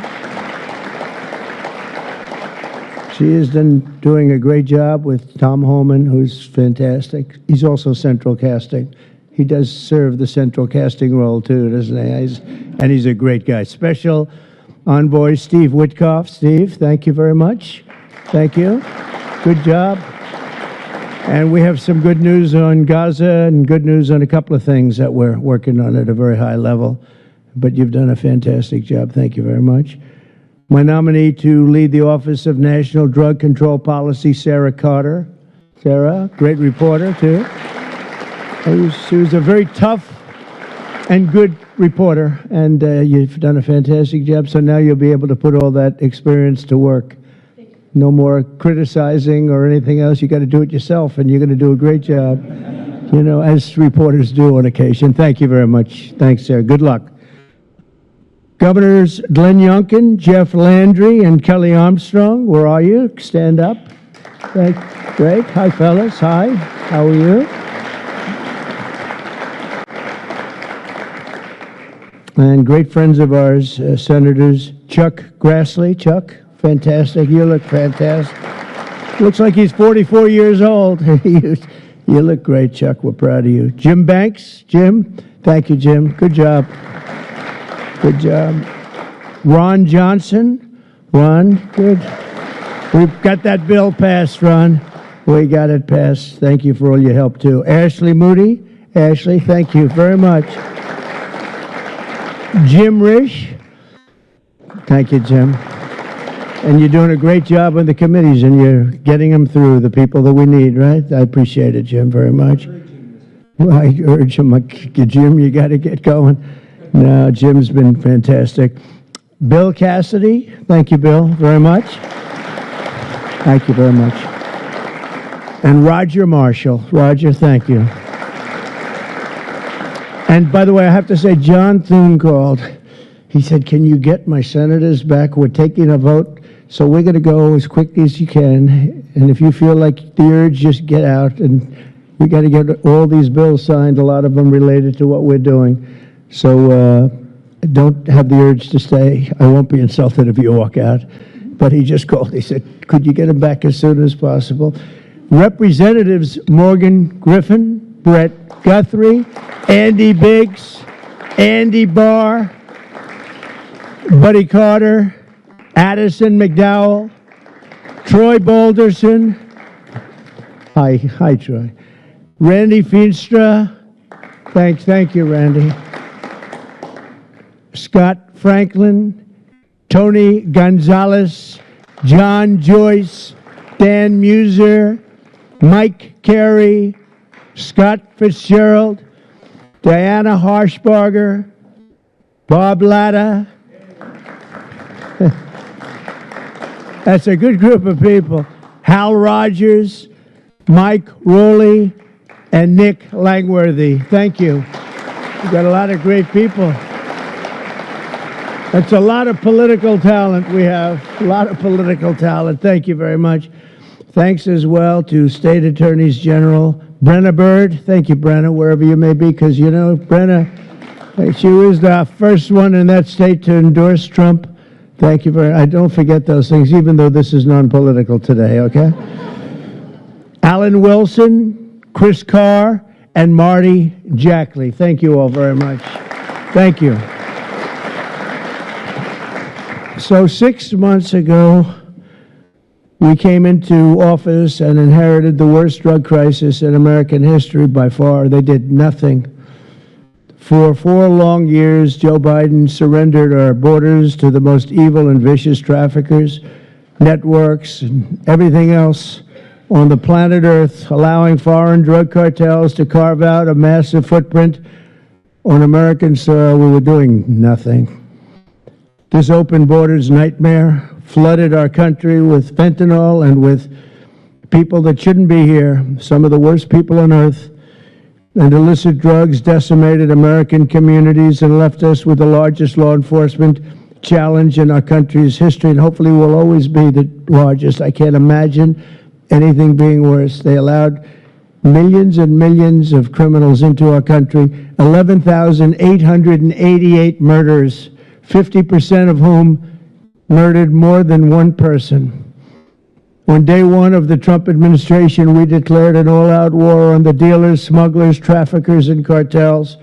Within moments of taking office, I deployed the U.S. military to our border and unleashed the patriots of ICE and Border Patrol to defend our country from an invasion. This was an invasion. This wasn't people coming in. This was an invasion of our country, allowed to happen by people either that didn't care or were just stupid people. Stupid people. I also designated the Mexican drug cartels as foreign terrorist organizations.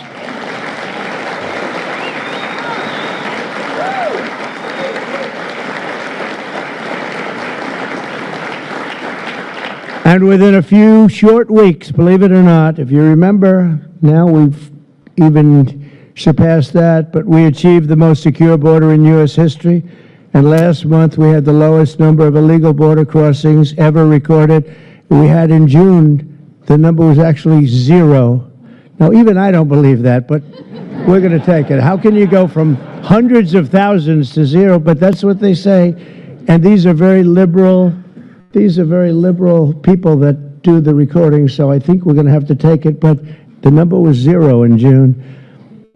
Can't get much better than that, right? On day one, I signed executive orders to create new Homeland Security task forces, marshaling the full power of federal law enforcement to eradicate transnational criminal networks and traffickers from our soil.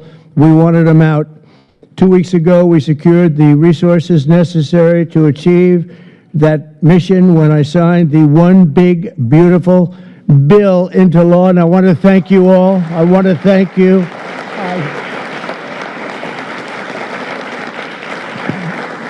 I want to thank you all. You did a great job, and you could go point after point how good it is. You know, they have just a hit against that. It's one of the biggest tax cuts in history, really the biggest everything in history. We have things in terms of security, in terms of securing our country, taking care of our police officers, law enforcement, our ICE and Border Patrol, patriots. I call them patriots because that's what they are. These are strong people, tough people that love our country. If they weren't tough, they wouldn't survive.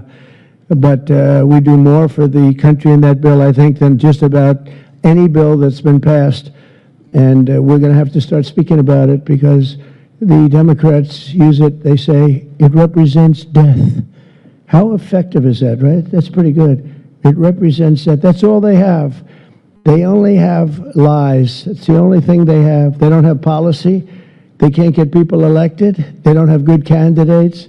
They don't have anything, but they do have two things. They stick together. They stick together like glue. And they always come up with a good little tagline. This tagline is death. And the death is them. We're the ones that are giving life. We're giving life with that bill. And there's so many good things, whether it's no tax on tips. Think of that. No tax on Social Security. No tax on overtime. If you buy a car, you want to buy a car, you get a deduction of interest on your mortgage. So think of that. Things that were never even a possibility. And then so much else in terms of health, in terms of providing care. It's really just a fantastic bill, and it's about time that we're going to start, and we'll start talking about it. But once we do, I think we're going to have the greatest midterm that you've ever seen, because this thing really is amazing. And I want to thank all of the senators in particular for getting it done, It also makes the largest investment in the U.S. Coast Guard since World War II, ensuring that we have assets and all of the assets needed to vanquish the cartels from the waterways of North America. We're building a lot of Coast Guard ships that go very speedily along the water, and they're very lethal. They're very powerful, and that's what we need, because a lot of it comes in as we block up the border. They start using the water. That's a good run. I could use that. They block up. Or fentanyl traffickers. We're going to absolutely do the maximum. Since my inauguration, the DOJ has seized over 4,500 pounds of fentanyl, which is a record, including with the enormous Sinaloa cartel bust in May, one of the toughest cartels out there, the largest fentanyl bust ever in United States history.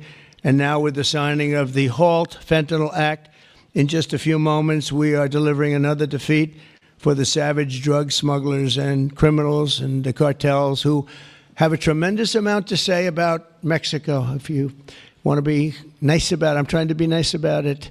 They have very strong controls over Mexico, and we have to do something about that. Can't let that happen. The Mexican authorities are petrified. They're petrified to show up at their office. They're petrified to go to work because the cartels have a tremendous grip on Mexico and the politicians and the people that get elected. For years, the monsters who manufacture illicit fentanyl have sought to skirt legal restrictions by making minor variations of the chemical compound, and in the process, they've developed even more toxic versions of the drug.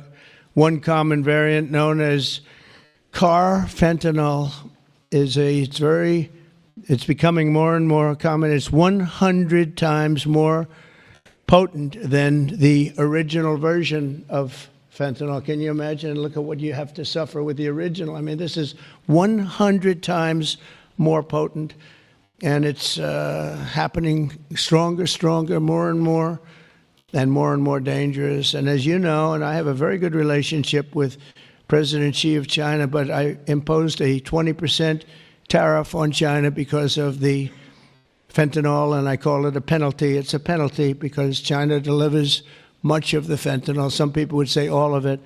They deliver it into Mexico and even into our own country. We have a 20%, so they pay billions of dollars in damages for what they've done. And I think we're going to work it out so that China is going to end up going from that to giving the death penalty to the people that create this fentanyl and send it into our country, whether it's through other countries or directly. I believe that we would have had that deal a long time ago. I shook hands with them, and then we had a rigged election, and we had somebody else come in, and they didn't know anything about a deal for the death penalty. The death penalty is going to be imposed on people from China that make fentanyl and send it into our country. I believe that's going to happen soon. But as of today, all fentanyl-related substances will be banned forever, and those who traffic in these deadly poisons will be put behind bars for a very long period of time. We're joined today by just a few of the millions of families ravaged by this scourge, including Greg Swan from Michigan, who carries with him the heartbreaking loss of his beautiful son, Drew. Drew became addicted to opioids after being prescribed painkillers following a sports injury, got injured, and this is happening so much, got injured in sports and ends up, you leave the hospital a week later and you're addicted. But he fought through it and got himself clean. Then one day, Drew took a pill laced with fentanyl. He took it just casually, thought it would be okay. Took a chance and he thought it'd be okay, and it didn't work out. And he tragically lost his life. And Greg, I'd like you to come forward, and if you could just say a few words about your wonderful, wonderful son, please. Mr. President, honor of my life. Thank you very much. Thank you. Thank you so much, Mr. President. I will be brief. It's the honor of my life to be here, and Drew was the happiest day of my life was when he was born, and he always called me his hero to the day he died.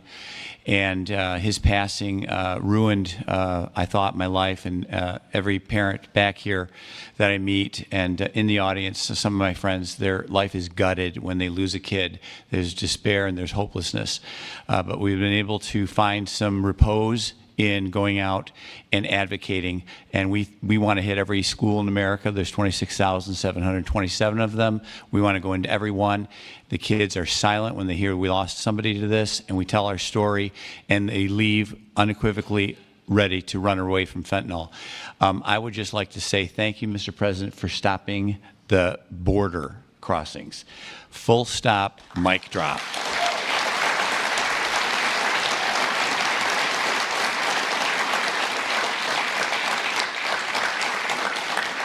I'll step back but it was amazing what you did. We were being gaslit, and you came and lit a fire to that story, and we're a lot safer for it. Thank you so much. Thank you. Thank you.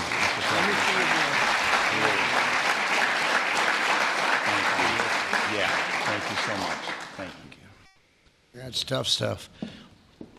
We're also grateful to be joined by California native Ann Fundner, who lost her beautiful eldest son, Weston, to fentanyl when he was just 15 years old, exactly 1 year ago today.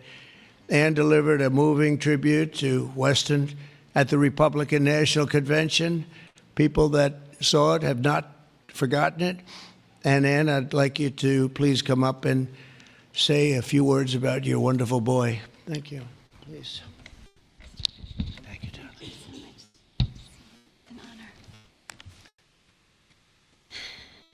Good afternoon, Mr. President and distinguished guests. My name is Ann Fundner. Come here. I'm going to hold it. Thank you. Okay. And I'm an angel parent. 1 year ago today, on July 16th, I stood in front of America and told the story of my son, Weston, at the RNC, and about how he was a beautiful, loving, had a wonderful life. We did everything right. But one pill, one mistake, given by a friend under peer pressure, took his life. In the last 4 years, fentanyl became the #1 killer of Americans, ages 15 to 48. And children under 14 are the fastest growing demographic. President Trump, for 4 years, we felt ignored. But you've changed that, and we appreciate that so much. You've closed the borders, sanctioned cartels, imposed tariffs, closed shipping loopholes. Most people don't know about that. That was a big one. Dealt with countries where it's coming from. You mobilized Treasury, Justice Department, Homeland Security, lawmakers, legislators, and today the signing of the Halt Fentanyl Act, bipartisan and overwhelmingly supported by everybody, making fentanyl a Schedule I drug to strengthen the criminalization and prosecution of people who peddle this. It is a lifeline for families across America and keeping our families safe. And that's all you always want, to keep America safe. And thank you so much. Thank you for keeping America safe and for our children. And this is what we voted for. Mr. President, God bless you. God bless our angel families who are all here with us today, and all of you sitting up here with us. And God bless America. Thank you so much.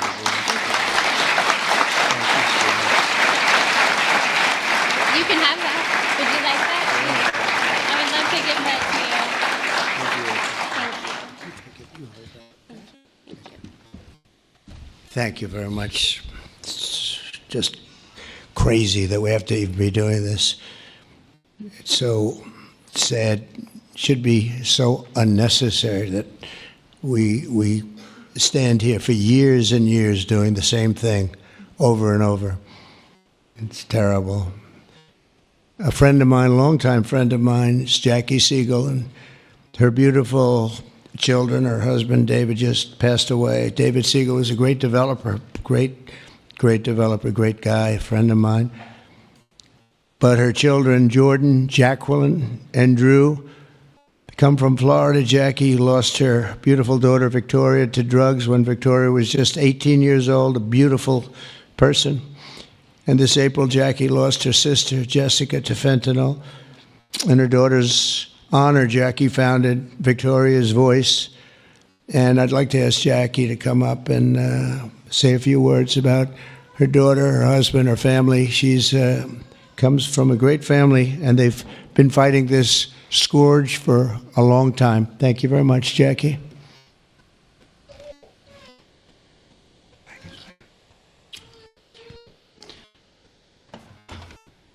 Mr. President, it's an honor to be here today on behalf of our family, my late husband, and all of the other affected families for this important signing on this bipartisan issue. 10 years ago, when our daughter, 18 years old, passed, Victoria, she was 18, she passed away of a drug overdose. We formed the Victoria's Voice Foundation, and the Trump administration was very helpful in passing the CARA Act, which saved many lives back then, bringing out the Narcan. And we're so honored. Well, actually, when my husband passed away, thank you for the phone call and your love and support. Our family loves you, Mr. President. That day, when my sister found out of my husband's passing, she did a line of cocaine that she thought was cocaine, and it was fentanyl. So I lost both of them in the same day. And it's been a very rough time. But it's turned me into more of a fighter to carry on my husband's legacy and the other families' legacies of saving lives. And so I'm turning my pain into passion. And also, on top of this, with the signing of this important the act that you're doing, we are joining with Victoria's Voice is joining with founding fathers, and we're going to start the Angel Army. So we're even growing even more under this Trump administration. Okay. And we're going to spend the rest of our lives doing this. Thank you, Mr. President. Thank you, Jackie. Thank you. Very effective.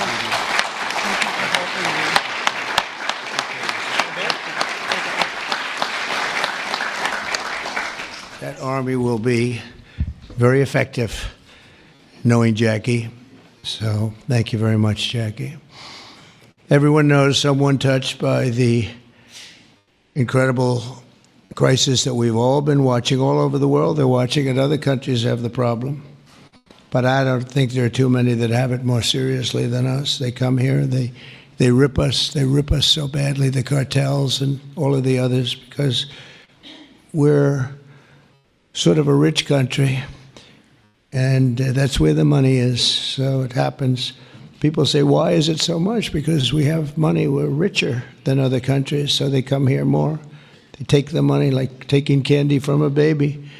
So today, on behalf of all Americans who have lost a loved one to opioids, we renew our vow to liberate America from this horrible plague. And I hope you're going to do a fantastic job. You have no idea how important you are. You have like maybe the most important job just about in government. There's nothing more important than what you're doing, so I wish you a lot of luck, and we'll be there to help you all the way along, okay? Once again, I want to thank Congress for passing this important bill and for all the work you've done over the last 2 weeks, all of you. What a job you've all done. And it was the congressmen and women and the Senate has been unbelievable. And I'd like to ask, if you want, stand right up here while I sign the bill, and then we're going to get you right back so you can keep passing other bills and make America great again, right? Okay, thank you very much. It's great to have you.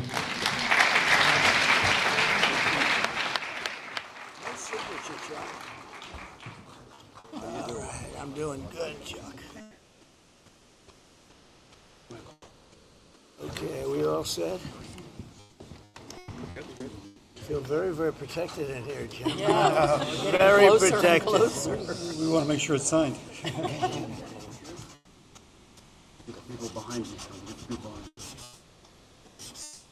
And this is not an auto pen, right? That's for sure. That's great. Thank you very much. Thank you, Mr. President.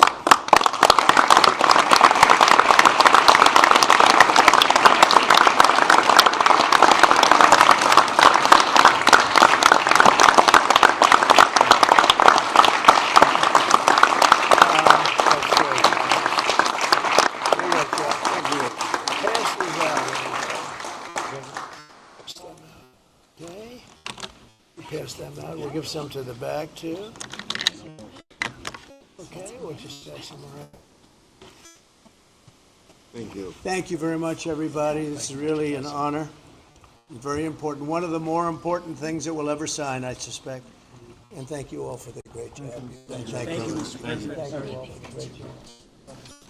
Thank you very much, everybody.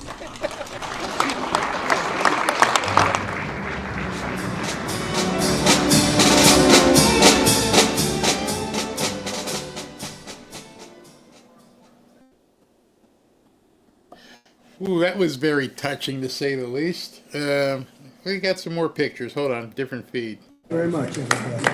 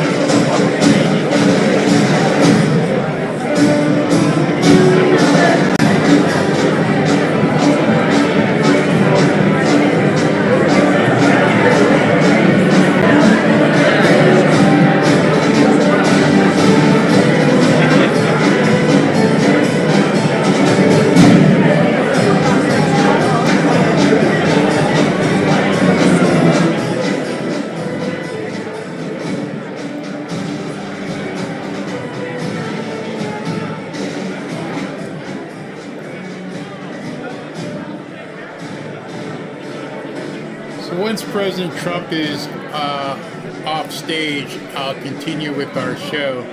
But let's just keep going with this, because it's a part of the scene that you even saw the other feed cut. They don't show you this stuff. Not sure why, but I like it. I like seeing him interact with people and seeing people interact with him. So let's keep watching.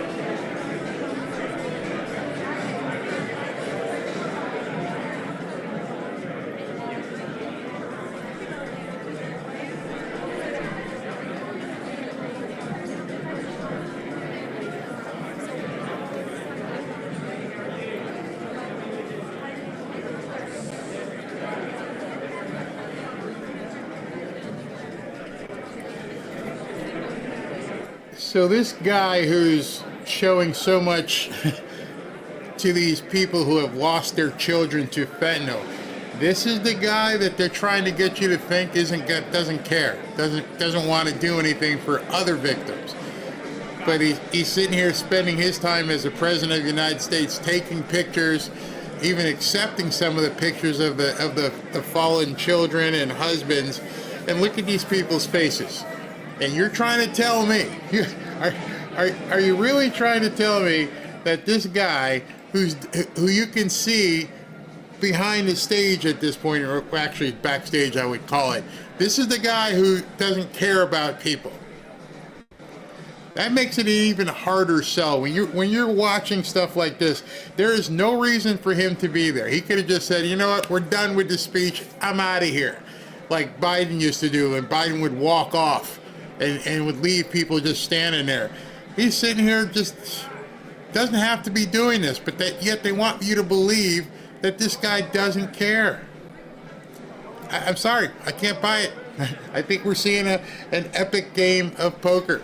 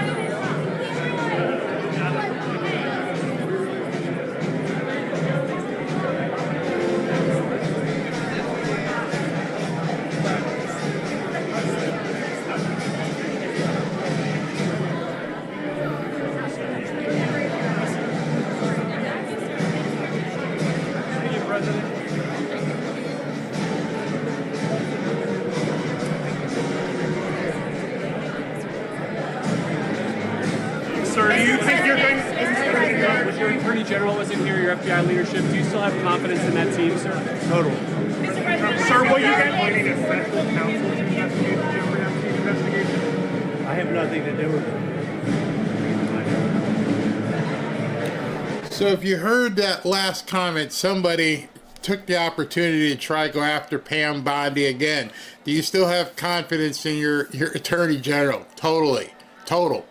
Now, Every chance they get, they're asking about Pam Bondi. Absolutely insane at this point. I'm still watching before they cut it off, but he's not there anymore. But it's pandemonium. They got to meet the president. So cool. So very cool. So hope you guys enjoyed that. We're going to get back to the little bit I've got left on my show, so you guys can hear some of the stuff that happened with the Prime Minister and Crown Prince of Bahrain. So let me first turn this down so it's not blasting. 1 second. All right. So let me talk to you about Patriot Addict. Okay, Patriot Addict. They've been a partner on this show for quite some time, but I haven't had the chance to talk about them because they now have a new product that I want to show you. Patriot Addict is back again, and as you know, they're giving away the incredible Trump signed knives. This is the Trump signed knife. Comes in this nice packet right here. This new Trump signature knife features the Trump signature on it, and it's different than the Trump red knife. So let me show you the difference. This is, get it out of this box here. That would be good. Hold on, it's in here tight, real tight. All right. This is, you guys remember the Trump red knife. That was this one. This is the new knife. It's a little bit smaller, a little bit lighter, but it's adorned in red, white, and blue. And when you open this knife, it's still got the same quick. You'll notice here, where is it? It's written on the, wait a second, which knife is this? Wait a second, let me just make sure I got the right, no, I'm sorry, I had the wrong knife. It's this one, the one that has the big signature on the package. All right, so this is the Trump signature knife. I wanted to make sure I had the right one. Yeah, that's different. All right, this is the Trump signature knife. My bad. It is about the same size as the red knife. Here is the Trump signature knife. It says 4547 on it. Still has the quick out of the blade, but on the blade right there, you can see. Hopefully you can see it. It's got the Trump signature etched in it. Let me see if I can get the light on it. But you can't see it. But there's a Trump signature etched on it. It looks a lot like the red knife. Almost mirrors it, but it's got the signature on the actual blade. Now when I tell you about this knife, it's the same thing. Very heavy duty, very sharp. And it's got the seatbelt cutter and the window breaker, the same as the other one, but this one is a black and white with red, white, and blue lettering, and President Trump's signature etched on as well. Now, let me tell you about this. This is going to really, really be appealing to many people. And they say it's sharper and more sleek, which it is. Normally this knife would cost you $70 retail, right? But here's where it comes in. You can get this for free. Absolutely free, F-R-E-E. Just go ahead and click the QR code right here, because you can get this knife for free just for the cost of shipping, which I believe is like 13 or 14 bucks. So let me put all this knifery away before I end up cutting myself or something here. But you can get that Trump signature knife for free just by going to the QR code. It's their way of saying thank you for the support. They've been a great partner on this channel. Again, you get your coupon when you go to the QR code right there, and it's 100% off coupon. You get it for free, just pay shipping, and you'll get your free Trump knife. All right, so let's get back into, and thank you to Patriot Addict for their support.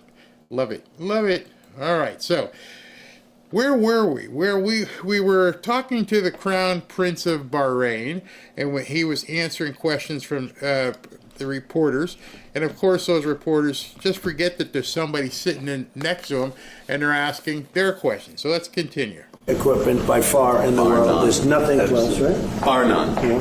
Thank you.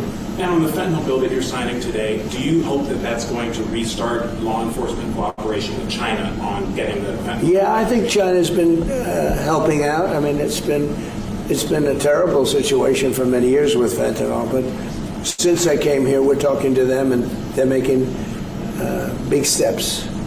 They're also, as you know, being penalized. You know that, right? they're being penalized with tariffs because of the fentanyl, but they want to do something. We'll see what happens. Mr. President.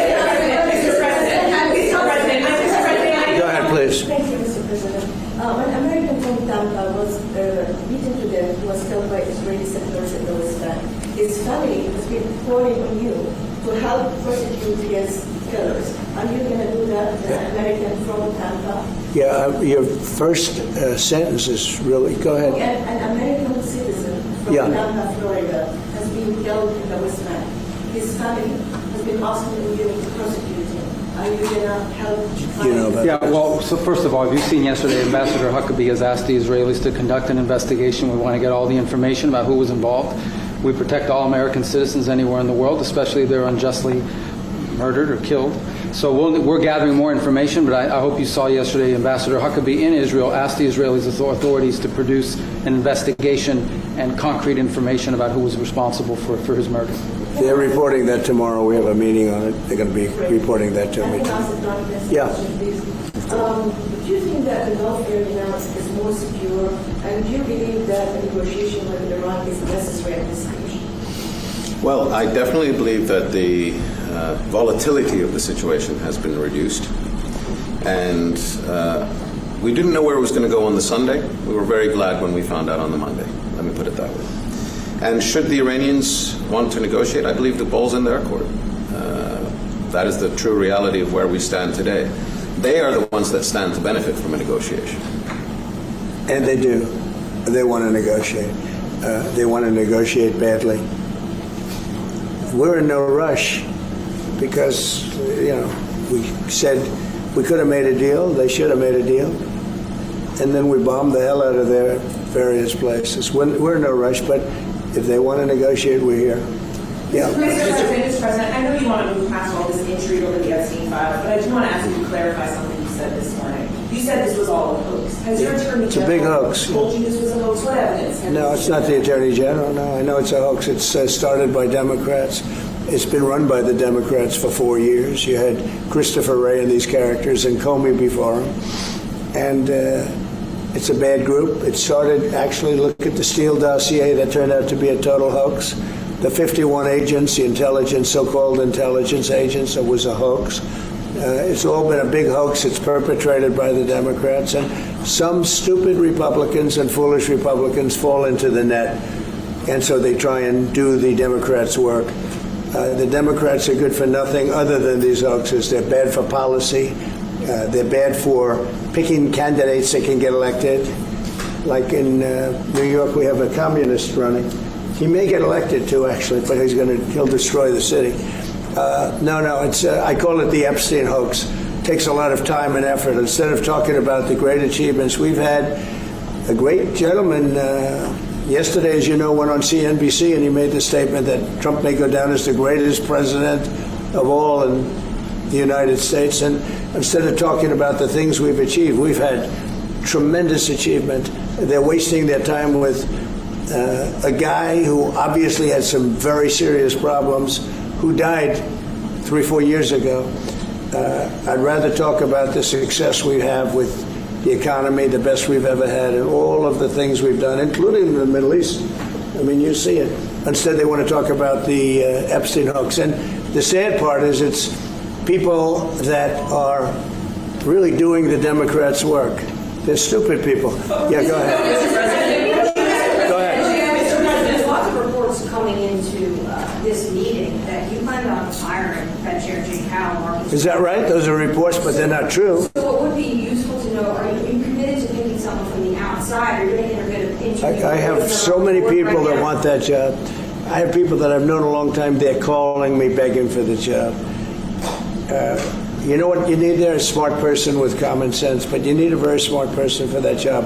I think it's one of the easiest jobs in government. You show up once a month and you make a statement about where the economy's going, and we're going to raise or lower interest rates. It's probably the easiest job I've ever seen. That's why I'm trying to figure, why does he want to expand and add more people? He's going to add more economists to tell him what to do. But the economists, I was right. All the economists were wrong.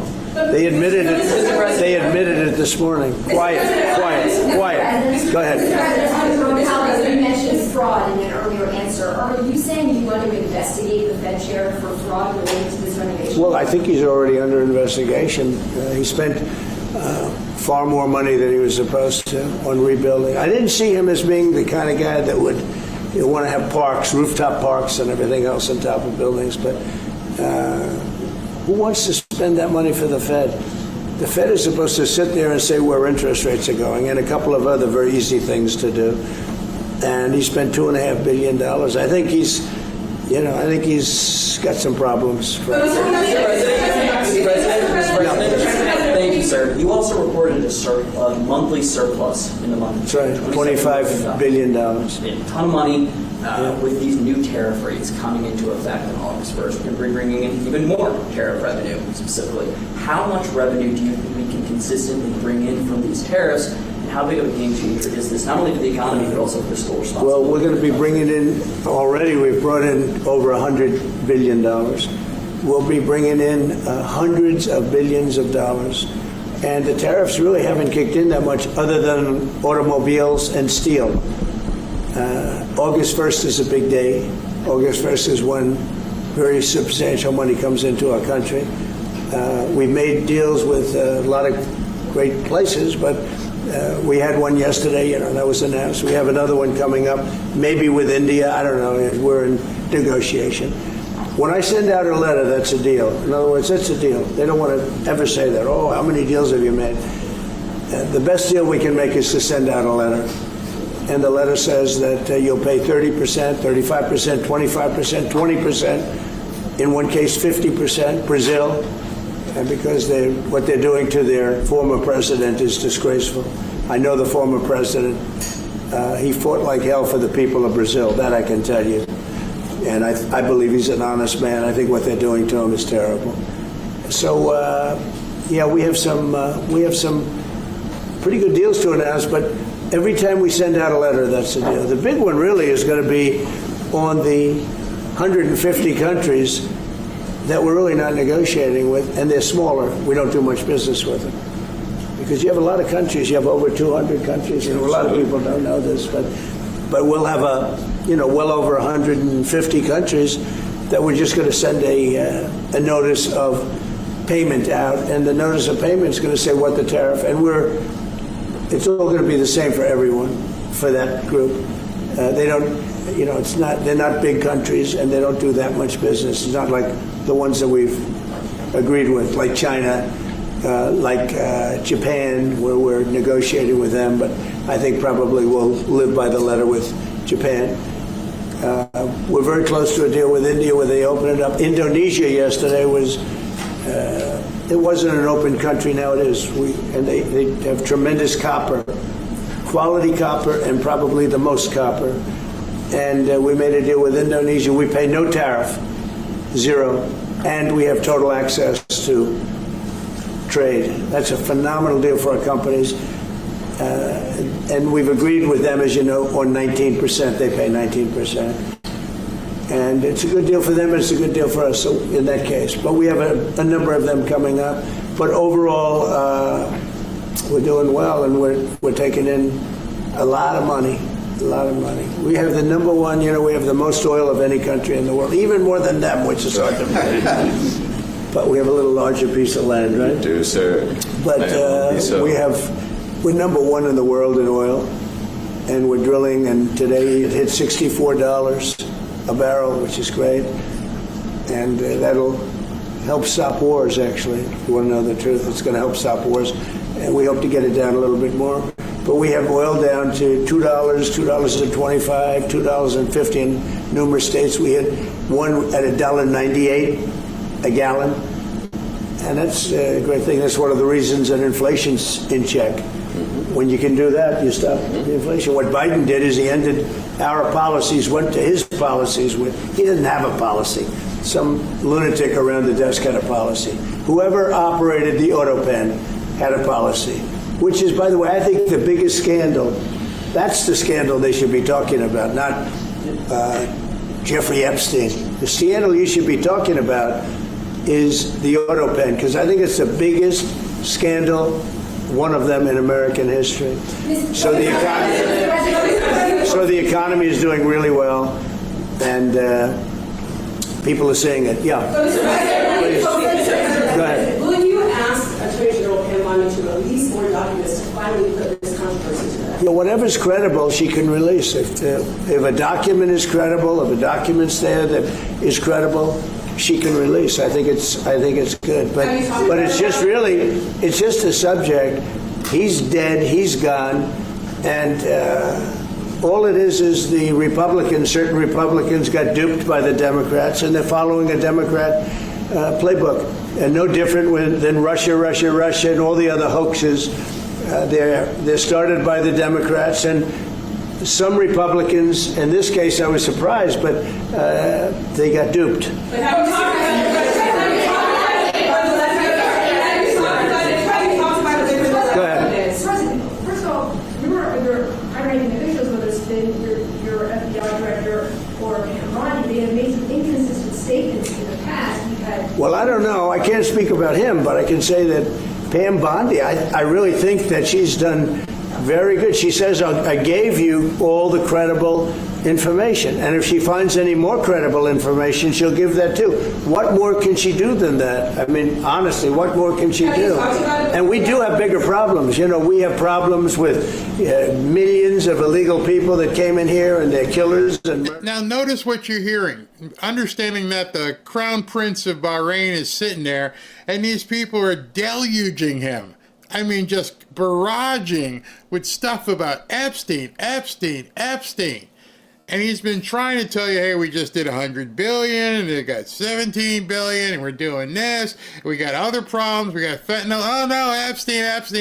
Oh, my God, Epstein. We have 11,888 murderers that were allowed into our country by Biden, sleepy Joe Biden, stupid Joe Biden.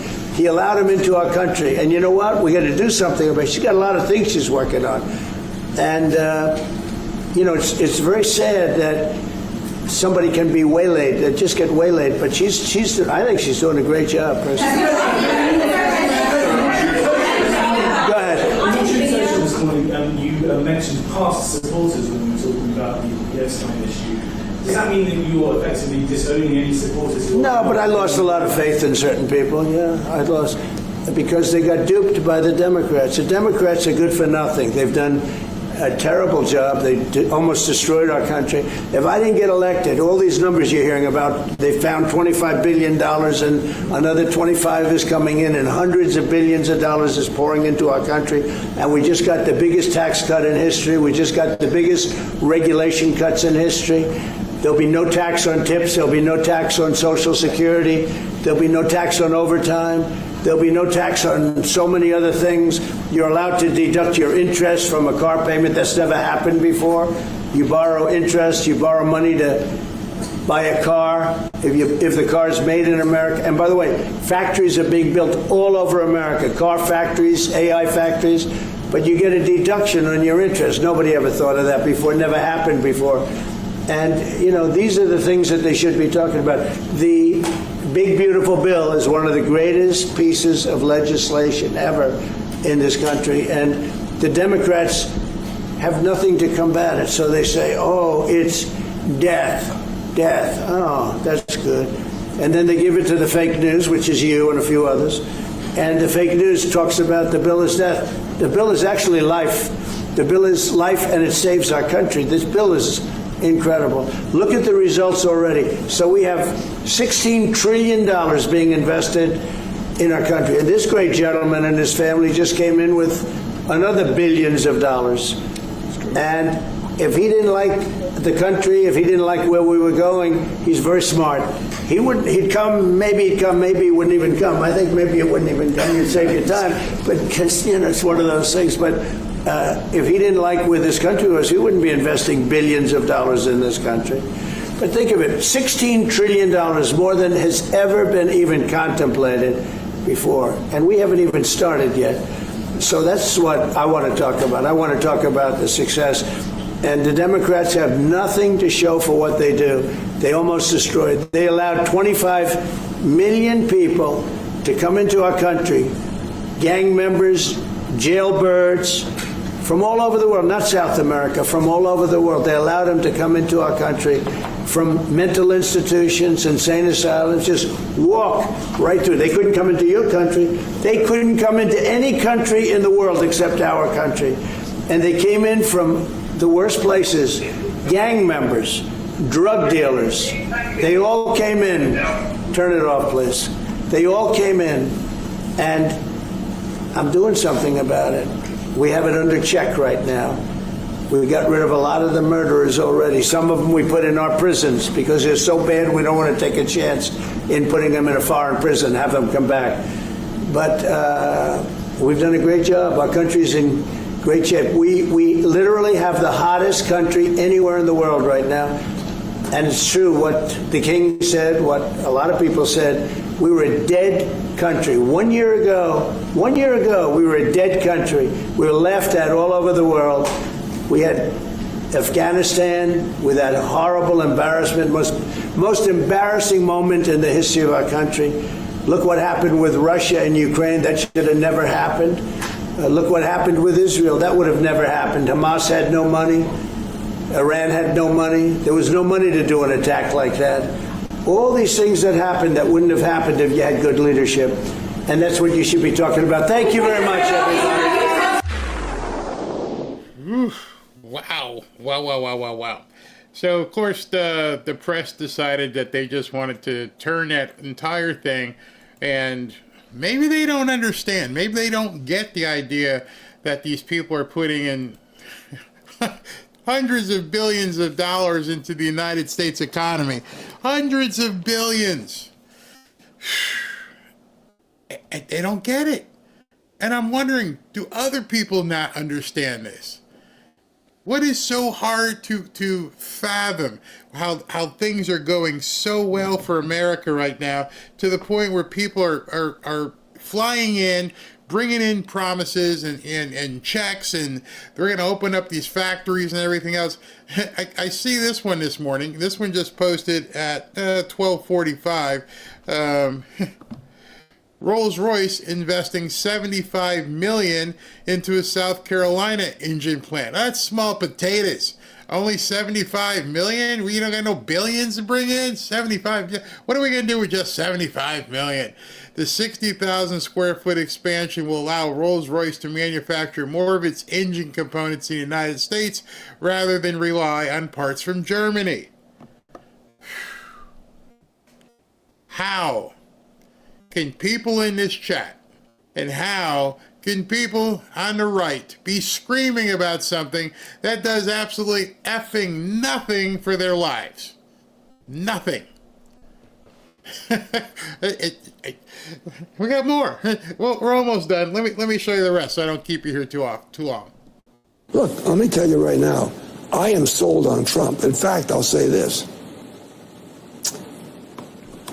I think he's got a good shot at going down in history as one of our best presidents ever. That is a real turnaround because you didn't want to vote for him. I tell you the reason. I want to tell you, So I played this yesterday, but it's picking up steam. This is Ken Langone. Ken was the founder of Home Depot, and he was, I guess, decidedly anti-Trump. But now listen to what he's saying. Money knows money. Money has friends, as from Curly's Gold, the movie, City Slickers. This is what is going on in our country right now. People who weren't big supporters of President Trump, who are in big business, understand, hey man, we have a chance to do things we've never done before. You have that same opportunity. Maybe you don't have, well, I doubt you have billions to put into the economy, but you could be starting right now. And as I end off this show, this is what I'm going to show you. a believer. What I'm seeing happening is absolutely nothing short of a great thing. And there's a beat. People are walking with more bounce than it's all around. I gave you quite a bit of grief. Huh? I gave you grief. You give me grief? I gave you grief when it was a binary choice. You're still complaining about Trump and it was a binary choice. It's like, are you kidding me? Knowledge implies one thing. When you made a mistake, admit it. Okay. I think this guy is turning out to be a president One of the pilots on that miraculous trip to Iran that we wiped out, whatever the hell we wiped out, he said, you're the only guy that in the presidency that would have done what you did. One of the pilots said that. Yeah. And you know what? He's probably right. All right, we're here in my office, and I'm pleased to announce that the Secretary of the Air Force, Troy Ming... Okay. Before I go for too much further in this, okay, you heard what Ken said, right? So you're understanding right now that the president is just driving a huge vehicle, making everybody more prosperous, giving you more opportunity, making America wealthy again, and at the same time, utilizing the government to, shrink it. Now, here's a story that you probably haven't heard anywhere. Again, more information on financial stuff that President Trump is doing. You won't believe this one. Working with DOGE, the Department of Government Efficiency has secured more than $10 billion in savings. They're cutting waste and working with vendors to reduce contract spending. So I want to commend you, Mr. Secretary, and the entire Air Force team for being relentless in rooting out excess. The Air Force can now claim the top 2 spots on the DOGE savings podium. I don't know where this podium is. I'm told it's somewhere, maybe in the basement of the Pentagon. But we're going to dust it off, and the Air Force claims the top 2 spots, symbolizing their commitment to leadership and to you, the taxpayer. So thank you to the Secretary for being an example of stewardship, and we appreciate your dedication to President Trump's mission of peace through strength. Outstanding work, and appreciate all you're doing. Well, thank you, Secretary Hegseth. As you said, efficient use of taxpayer dollars is critical to national security and maintaining our lethality. Over the past 6 months, we've looked at 500 contracts, 50 business systems, realizing more than $10 billion of savings. And as I said, with the modernization going on, which is the largest in the history of the Air Force, every last dollar is going to be necessary to bring that lethality and peace through strength. Thank you for the team. Thank you, sir, for supporting the Department of the Air Force, and look forward to working for you. Great work. Let me see that card. 50 business systems. 50. That gives you a sense of what we're up against here. I mean, 500 contracts is probably just the beginning. Yeah, part of it was actually shrinking down the number of business systems to try to streamline things a little bit. I mean, and you've got huge platforms America's going to rely upon. I mean, the F-47, you name it, the Air Force is involved in it. This is huge. This is part of what we were sent here to do. Find those dollars to put them toward the president's mission to keep the country safe. So I appreciate you leading the way. A lot of hard work here, and thank you to DOGE also for making it happen. We'll find you that podium. Appreciate you. They are coming. Billions and billions more saved. And nobody talks about it. I'm getting to the point where I'm beginning to think that the mainstream media and many conservative influencers want you dumbed down. I can't be the only person who can find this information and bring it to you. So you have to wonder, okay, why is nobody talking about prosperity? Why are they not helping you understand what Trump is doing and what he's providing to the American people and how he's giving us money back? He's cutting. At the same time, keeping lethality up in the armed forces. But we're talking billions of dollars. In the last 24 hours, it's probably got to be up to I don't know, maybe 150 billion. It's happening in a vacuum. Nobody wants to understand what is happening. You just saw one with Indonesia, and the bottom line is the president has given a very strict deadline with these letters for people to come in and finish the negotiations. So anybody who thought that it might be a good idea to drag their feet a little bit longer to hold out for a little bit more or less of a concession to the United States, they now know that they got to put up or face the consequences of doing what it says in the letter. And so we've seen a flurry of new activity, even requests from new countries since the letter started to go out. And so we've got Indonesia out, and there's going to be a whole bunch more very, very soon. PPI comes in. So all these countries, I'm like, oh, this guy actually means business. He's going to stick it to us if we don't do something. Yep. And we see what he's doing. He stays with his word. If he tells you I'm going to hit you, I'm going to hit you. You play ball with him, he'll back off a little bit. So we need to come to the table and belly up and say, boom, we're again using the poker analogy. Here's our ante. We know we've been ripping you people off for decades. But now, okay, we understand this is the new way you're playing over in America. And understand it's only temporary, because if a Democrat takes over, they're going to tell these people, you can do whatever you want. You can stiff Americans. How do I know this? Because history told me. Nobody has done this. Nobody has done this. And it just keeps coming. Unchanged, we're expecting up 0.2. Unchanged would be the smallest inflationary wholesale increase in it since it was minus 0.1 in March of this year. Strip out food and energy, it remains zero. Unchanged, zero. And that would, once again, that would comp towards April when we were minus 0.2, which, by the way, was lowest inflation rate going all the way back to April of 2020. If we strip out food, energy, and trade, unchanged. That also would comp towards April of this year. Now, let's take a bigger view, year over year. Year over year headline, expected 2.5, comes in 0.2 light, 2.3%. That would be the... See, these numbers people throw out, and I understand they're very confusing. But the big numbers are that inflation didn't move. And why is that big? Because, well, Barry, doesn't sound like it's great. It's still zero or whatever. Because everybody thought with using these tariffs, even Jerome Powell, oh, it's going to be inflationary. It's going to cause this. Remember, even like a month ago, oh, you're going to pay so much more for stuff. Oh, when you go to the store, you're not going to believe how much more you're paying. And you're not. It was all a lie. It was all a smokescreen. And those people have scurried away. They don't even talk about it anymore. Eggs? Nope, they don't talk about it. Gas? Nope, they don't talk about it. I can see our gas prices lowering here in Boca. So I know if our prices are lowering in Boca, many people are seeing a great deal of relief at the gas pump. And I know what the grocery prices are. It's incredible.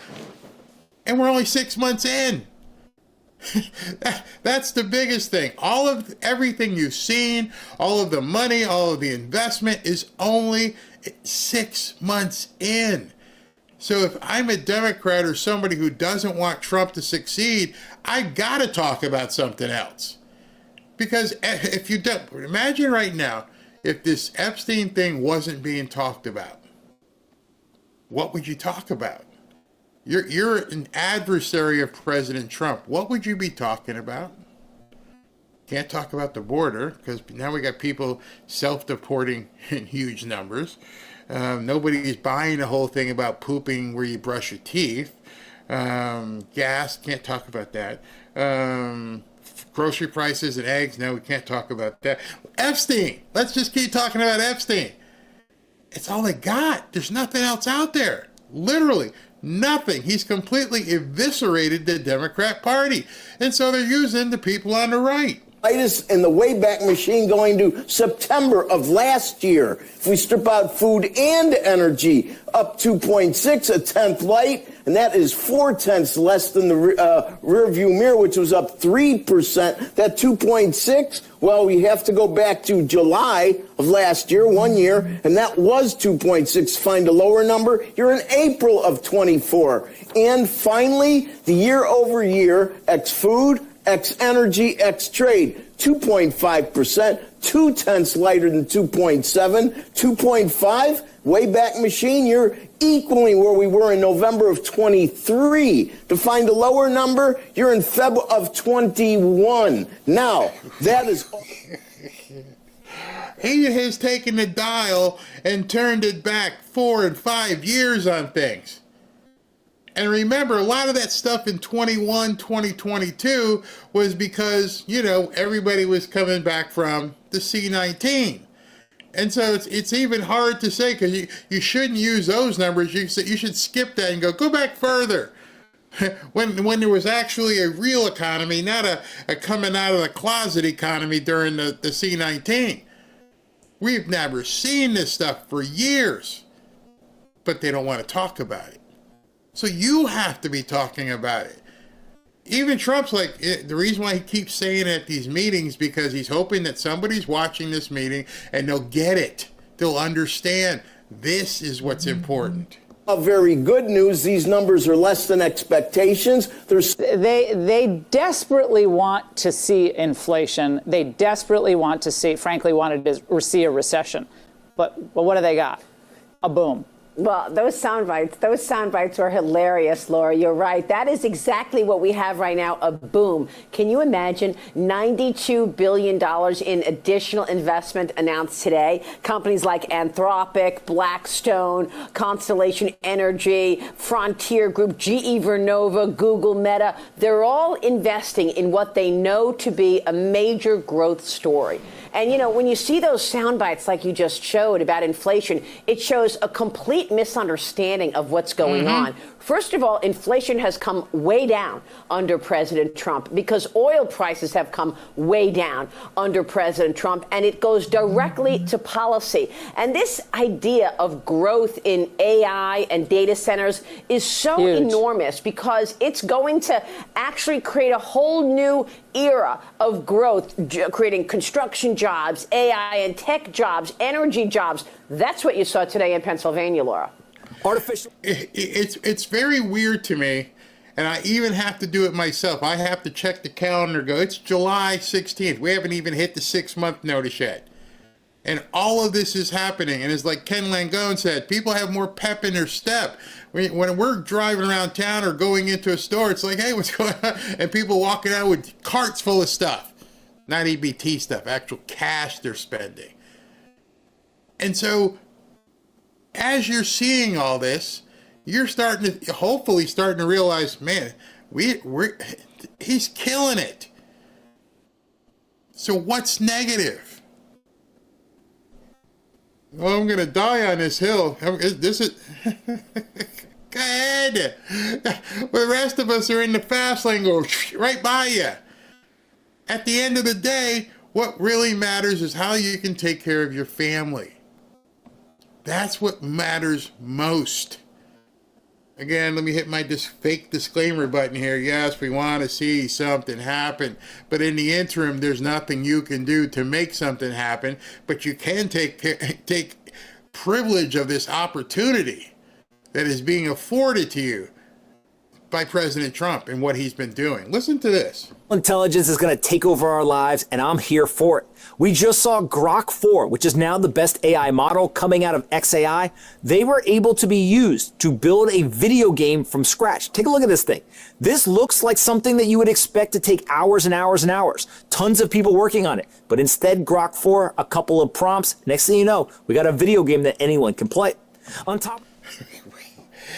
I hear so many people tell me over and over and over, Grok's expensive.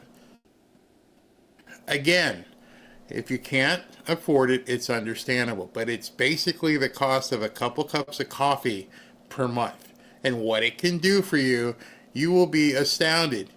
If for nothing else, if there's no other reason why you should, look at ChatGPT or Grok or Perplexity or some of these things, is to begin getting your feet wet. The last thing you want to see happen is, 2026, 2026, 2027, 2028, and people are just flying by you, and they're like, what are you doing? Oh, I'm using AI and for all these different things. And so he's telling you right now, somebody created a video game from some prompts. The entire animation, everything. Make me a video game. Done. Boom. What? And so what he's going to tell you right now about Facebook, or rather Meta, and Zuckerberg, and I know a bunch of you guys are going to be like, oh, I hate Zuckerberg. I don't give a shit what you think about Zuckerberg. I want you to see where people who are spending their money where they weren't spending it before. It should give you an idea, again, where that puck is going. That Meta just announced their new Prometheus, an AI supercluster that will be large enough to fill the island of Manhattan. Look at the size of this thing, man. This is what it looks like to have massive CapEx investment into the AI superclusters. All right, let me stop there because one of the things I told Mark yesterday and I was telling Ashley today, things are happening so fast that people are talking and they think you understand the lingo. He says CapEx, blah, blah, blah. Capital expenditures, CapEx. And the reason why I wanted to highlight that term for you, capital expenditures, is because that's one of the things in the big, beautiful bill that you get 100% write-off on. I believe it's 100% on CapEx. So people with a lot of money go, so if I go ahead and build this big factory, this big data center, I can expense it all out? Yes. So I can build a 100 gazillion mile square foot thing and I can expense it all out? Yes. That's some serious investment. Everyone wants compute, everyone wants hardware, everyone wants electricity. If you can fill up the island of Manhattan, obviously you think that this is the future of where the world's going. But don't take it just from XAI or Meta. Instead, also listen to Travis Kalanick. Travis built Uber. He smashed through walls and got around all the regulations needed to be able to build a product that a lot of people use on a daily basis.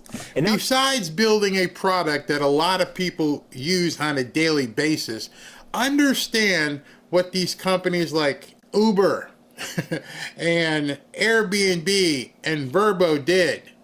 They became the entities for stuff that was already there, and they didn't have to own anything. For instance, Uber is arguably the biggest taxi company in the world, and they don't own any taxis. It's all software based. Let that sink in. Some guy comes up with an idea and says, hey, I think I can usurp the taxi business. Well, how are you going to do that? I'm going to create this app where people, the drivers can say, I want to be a driver, and other people can say, I want you to take me someplace. Let me tell you, you guys know I just went to see my sister this past weekend. She's doing much better. Again, thank you. And when I got off the plane, I told Robin, don't come driving down here. The plane was delayed. I'm not sure what time I'm landing. I get in. And, of course, I get onto the app and I order my Uber. And it's become so popular down here in Fort Lauderdale, they have a separate section now where you go to wait for Uber rides. They used to be able to just pick you up at the curb. Nah, not anymore. Now you got to go to the Uber lot. I'm like, what the hell is an Uber lot? And so I go to the Uber lot and I'm like, OMG, look at all these people. Is nobody using taxis anymore? I mean, it was packed. And I'm just watching this line of vehicles come in one after the other. And I'm looking at my app and it tells you, hey, listen, he's 2.1 miles away. He's going to be there in 12 minutes and blah, blah, blah. And you can watch the little car go. You guys have used that Uber. You couldn't do that with a taxi cab. To this day, I don't know if you can do it with taxis. And getting some stank-ass taxi. These cars you get in are beautiful. I mean, I told Robin I got in the most beautiful Uber I have ever ridden in. This thing was just, I even had to tell the guy, I'm like, damn, man, this is almost better. It was better than limo quality. And it was an Uber. So understand what Travis has done. Understand what the people at Airbnb and Vrbo, they don't own any hotels, but they do the most hotel rooms anywhere. Anytime Robin and I go someplace, first thing we check, I don't use Airbnb too much. I use Vrbo, and find something anywhere. And when we go to North Carolina, Vrbo. I don't want to stay in a hotel. It's amazing. I had to stay in Hotel Connecticut because Connecticut is backwards ass and didn't even have any Verbos available. Crazy. But listen to what Travis is. It's going to blow you away. You're going to hear this piece about Travis here. You're going to go, oh my God, you're only limited by what you think. And as you listen to what Travis did here, you're going to go, oh no. Oh, are you serious? That's how you're going to feel. But at the same time, you could go, I could think of something like that. There's something I could think about. Travis, he's focused on building better infrastructure for food with the use of robotics. Take a listen to what Travis recently said about that use of robotics. Imagine you just order online exactly the kind of bowl you want. And actually, this machine could run like many brands at the same time and does. You build the bowl you want, whatever ingredients. If you look at that bottom, you see those little white bricks at the bottom? That's what carries the bowl underneath dispensers. It fills up. The machine puts it sauces the bowl, then it puts a lid on it. It takes the bowl, puts it in a bag, puts utensils in the bag, seals the bag, and the bag goes down a conveyor belt where then another machine, what we would call an AGV, takes the bowl to the front of house. The bowl gets put into a locker.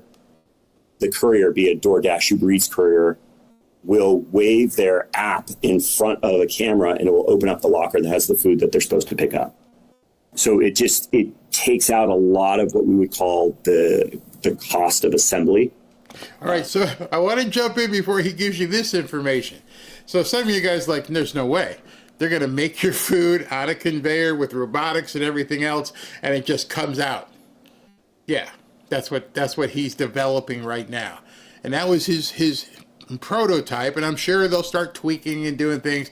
But here's why it's going to be something you're going to see. Not if, it's just a matter of when. This is what's going to happen, and he's going to tell you why. Which is more reduces mistakes, right? I mean, it's hard for it to make a mistake. Yeah. We know exactly how many grams of every ingredient are put in. That's exactly what you're supposed to get.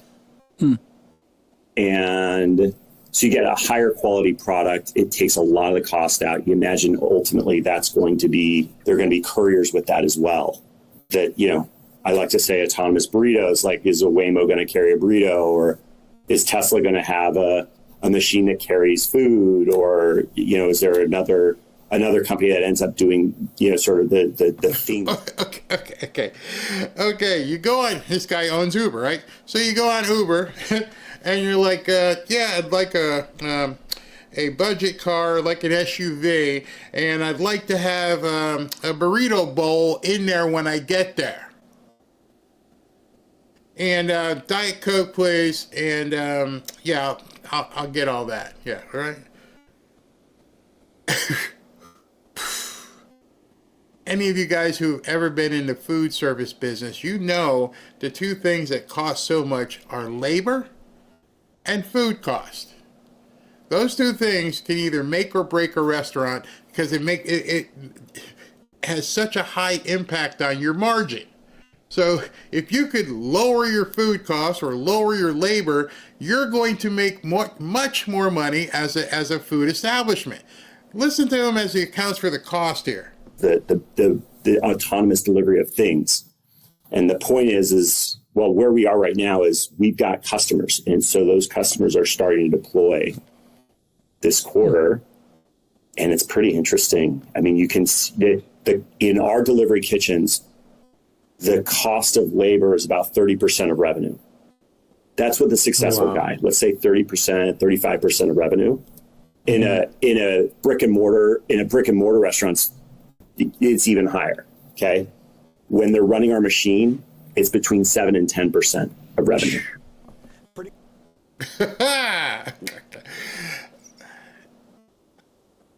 I heard that and I was like, OMG. You're dropping costs to 7 to 10% instead of 35%. I want you to go to some of your friends who may own restaurants, or go to a restaurant and say, how would you feel if AI would allow you to drop your food cost by, 15 or 16%, or your overall cost with labor, 15, 16, 18%. The guy would be dancing in a restaurant. The restaurant owner would be like, say what? What do you mean? I could keep 18% more of my money? The reason why it's such a high mortality rate with restaurants is because most people get into restaurant business, don't know what the hell they're doing, and they don't realize that the cost on your product and your labor will eat you alive. And then on top of that, one of the things he didn't say, which kind of goes with food costs, is waste. Hey, this steak didn't taste good, take it back. And so that all that spoilage has to be accounted for in your food costs. So if your spoilage isn't there because you're going to have the right stuff because your robot brought it in and it's cooked, I want it medium rare, and your robot's going to make sure it's medium rare, and now you're going to be able to cut down on your spoilage, you'll cut down on your breakage in your drinks, and then you're going to cut down on your labor costs, you're going to make money. Now, I hope I didn't just jump too fast with all these things. Did I get excited? Yes. I was in the bar business. I didn't do food. I just did the bar. Robin, she was involved with restaurants, but I did bars, and I'm the same thing. You know, I get my power up. I could do that with AI, and I understand my liquor costs, and this is incredible. Absolutely. Cool to see one of our generation's best entrepreneurs talking about robotics in this way, but it's not just for things like food. I also saw a wild video recently. This video is using drones to respond to active shooters in schools. Imagine all of a sudden. Now, it sucks that we'd even have to have something like this. This is one of those things out of necessity. It's like, I can't believe this is where we are as a country. But as he describes this, you realize at this point, this could be a lifesaver. This is a game changer for police. Listen to what this can do. This is crazy. And the police department showing up. They got drones flying all over the place. They're trying to find the bad guy and neutralize the threat.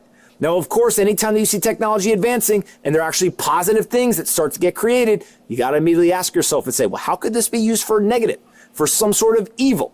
And my guess is that just like technology before it, drones, robotics, AI, machine learning, and all these technologies, we're going to get a lot of good out of them, but it's not going to come without trade-offs. Now, I had said to somebody, or somebody had texted me, and like, you know, these, which is, it drives me crazy. Oh, these machines, man, you know, they could do this or they could do that. Well, and I said to the person, pit bulls could be nice puppies, or they can be really bad dogs. It's in the hands of whoever's, you know, dealing with it. I don't like pit bulls. They kind of freak me out, but Robin's been around pit bulls for a long time. They're like, hey, they're fine. They're just big, jolly old big dogs that can bite your face off. But other than that, they're fine. The biggest thing is, I didn't get on this planet to walk around in fear. I walk around this planet saying, I want it all. I want the gusto. And I am not going to let fear basically stop me from doing things. And if you think I'm crazy, she's worse. This woman has jumped into deep sea diving with sharks, and I'm like, what are you doing? There's a shark down there. I'm gonna row my kayak over an alligator, and I'm like, no, I think I'll stay here. But what if she needs help, Barry? Thank you, Lord. I'm not getting in the rowboat, or what do you call it, the kayak. First of all, my big behind would be tipping over, and so it'd make easy snack for the alligator. But we don't live in fear. Don't live in fear. Go for it. Absolutely go for it. What would you say about this, John? Well, I think with AI, as Howard and the president said, we're going to need more workers in this country because President Trump, as the greatest economic developer that this country's ever had, has brought back this record amount of foreign direct investment and a record amount of U.S. investment going back into job creation. But the mix is going to change. AI will take jobs away like software development because AI can write code, but AI can't wire a building, do plumbing. I mean, if kids go into the trades today, they're all going to be making 150 grand, and they'll have amazing lives, build companies, start businesses. I mean, this is part of the boom of America because middle class, working Americans will never have had it as good. They have lower taxes, lower regulation, and more opportunities to go to work to build things. We need people. We really need, because we're building so many factories in the country, and so AI can help with that. But what also is going to help are going to be robots. You know, the robots, I think, are going to be a big deal, and that's going to help also. Restaurant owner. Crazy. The Democrats don't want the middle class. They want to stomp out the middle class so that we're all a bunch of serfs working for the government. The Republicans, or MAGA, is essentially going to do away with the middle class. Why? Because there won't be one. If you can come out of high school and know how to wire a building or plumb a building, and you can make $150,000 at 19 or 20 years old, that used to be upper level. Now that's the new entry level. That is the middle class. I know some of you guys are like, wait a minute, 150,000 middle class? Yes. He's going to go through a trade school, and this is why the Democrats are also freaking out, because people are going to begin realizing, I don't need to go to college. I don't need to go to college at all. What's going to happen when you're faced with the scenario that you can go to a trade school where people used to look down on trade schools and say, you know, you didn't. I went to Harvard, and you're making coffee for me. Go make my coffee. I got 12 jobs to get to today. Absolutely nuts. Now President Trump just also posted something. I think this is what SV was texting me about too. I mean, the moves that are happening are just incredible. That is what SV was saying. Okay, so we got this one from, I actually got it twice. I got it from Trump's office themselves. Let me show you this one real quick here. We're almost done. All right. So I've been speaking to Coca-Cola about using real cane sugar in Coke in the United States, and they have agreed to do so. I'd like to thank all of those in authority at Coca-Cola. This will be a very good move by them. You'll see it's just better. So now Coke is going to take artificial sweeteners out of soda and use real cane sugar. Now, that's absolutely amazing what's happening. Again, within 6 months. And I look in the chat and I hear some people saying, oh, F that, Barry. I need to protect the kids. Go ahead. Don't know how you're going to do that. Good luck with that. All right, so let me finish off. Got one more clip for you. Let's do this. Jessica Harner believes holding on to more money will inspire servers to work harder for those tips. She also hopes it'll inspire more people to consider service industry careers. The restaurant business had... Before she talks, the word that woman used in this clip is something that we have not heard in quite some time. Inspiration. People are becoming inspired. That's what I'm trying to do on my show. See, that might be the difference between other people and me. I just don't want to talk about news. News is news. I want to try and give you stuff that's going to inspire you to improve your life. Make you think. If I can make you think, that's improving your life as well. The inspiration for people in this country has been lacking. Going to work, punching the clock, doing the same thing for 20 or 30 years, and that's it. Are you inspired? Are you looking at different ways that you can do things? I get inspired just talking to you guys in the chat. I'm thinking of different things. You're going to hear the second show tonight. I've got videos from people who went and posted videos. I'm going to show you that as well. But I'm inspiring to keep this thing moving, move in different directions. What I want to do, we do movie night. We're going to do movie night, I believe. I don't know if I can get it done this night. Maybe tomorrow night we'll do movie night. I don't know if you guys have ever seen Law-Abiding Citizen, but that's pretty good too. I don't know. We'll think. Ashley had one. She wanted to do What's a Woman? We might do that. But anyway, let's finish with this. The second largest exodus that COVID, the industry that people left, and we're trying hard to get those people back, get those lifers back, get back to where it's not so much overwork and underpay. And servers like Candace Wright are thrilled about the new tax break. I'm excited. Every dollar helps. Candace Wright has been working in restaurants for 25 years, and in all that time, she says one thing has stayed the same. Tips are everything. I think it's going to help a lot of people in the server industry, especially mothers, single mothers. And she's not wrong. In Alabama, the minimum wage for tipped workers is still just $2.13 an hour. While her restaurant pays more, Candace, like so many others, count on tips to pay the bills. Anybody in the server industry that gets the tips, I think it's going to be a big difference. And when you're thinking of service industry, just think how wide that is. Everybody from Uber drivers to servers to housekeepers in hotels to valets that park cars, women on poles. All these people, a huge amount of people are making money based upon tips. And I remember when I grew up, there was never any tax on tips. I don't remember when that happened, when the people started getting taxed on tips. And I'm thinking about, you're just reaching into people's pockets more and more and more so you can spend money on some small country that nobody can find on a map. And now President Trump is doing things differently and basically reverting it. Keep your money. We don't need to keep spending money after money after money, which is the antithesis of what the Democrats stand for. So understand, there's so much going on, happening so fast, and I doubt most people even show you the stuff I show you. And I'm not saying that to pat myself on the back. I'm saying it to tell you, focus on what is going to improve your life and your family's life. You will be way, way further ahead towards that puck so that you can be better at what you do.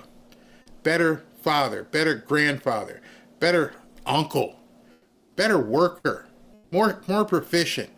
And you're going to get paid for it on top of everything else. Instead of wallowing around, this life sucks. No, I can't do that. I can't be that person for you. Can't do it. Hey, listen, I want you guys to, if you'd like to, where is it?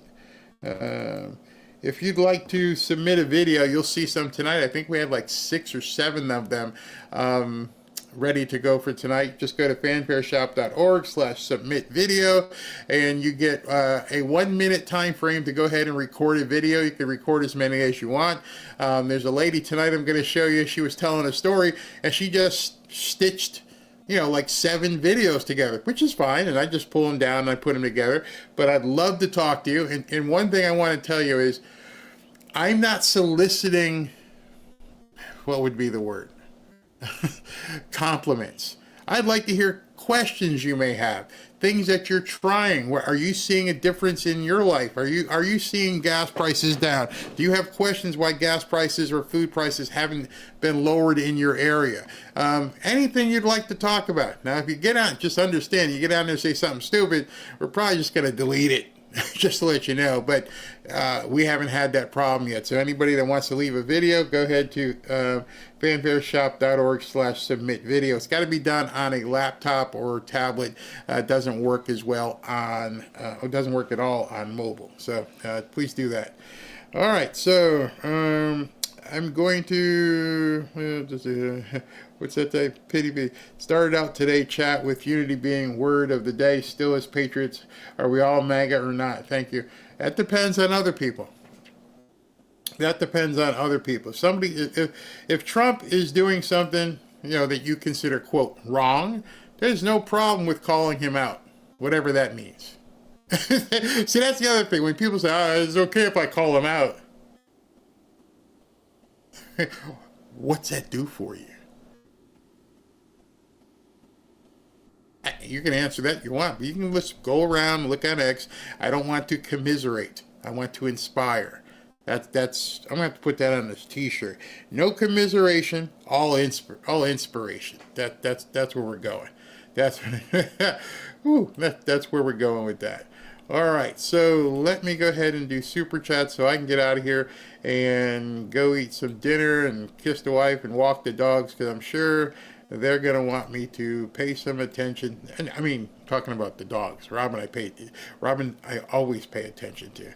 All right, so let me pull this up, and I shall bring this to the screen here. And where are we? All right, let's do this. Let's do this thing here. Tilly, President Trump has so many wicked doers working against him, but yet he never gives up on us. I always love and stand beside him. Yep, exactly. And if people just keep it in their minds as to what he's been through and he's still going, I'm still going with him. Kelly Bradshaw, Barry, some of us who were purged started a new account when Trump won. X wasn't worth the trouble until then. I voted for Trump all 3 times. So Kelly, she was somebody who, she was purged as well. It was awful. It was literally awful. You just wake up one day and poof, you were gone.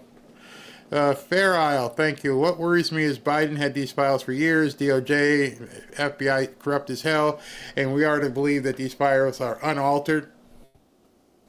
Nope. Hey Ben, thank you. The woke right are paving the roads to the White House with YouTube Cash. Annie, Barry, you are the most reasonable voice in social media. You bring reality, Barry. Thank you very much. Thank you for all of you. Thank you very much, Annie.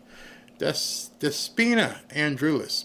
Benny and Buds are stuck, hypnotized, missing all non-Epstein.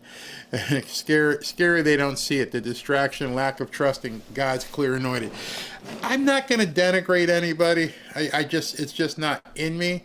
I don't understand the approach, but I think it's based upon a business decision that people are making where they want to take things.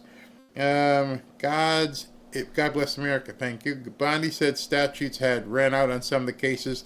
The perps couldn't travel. Case closed. Now they can. Once always one.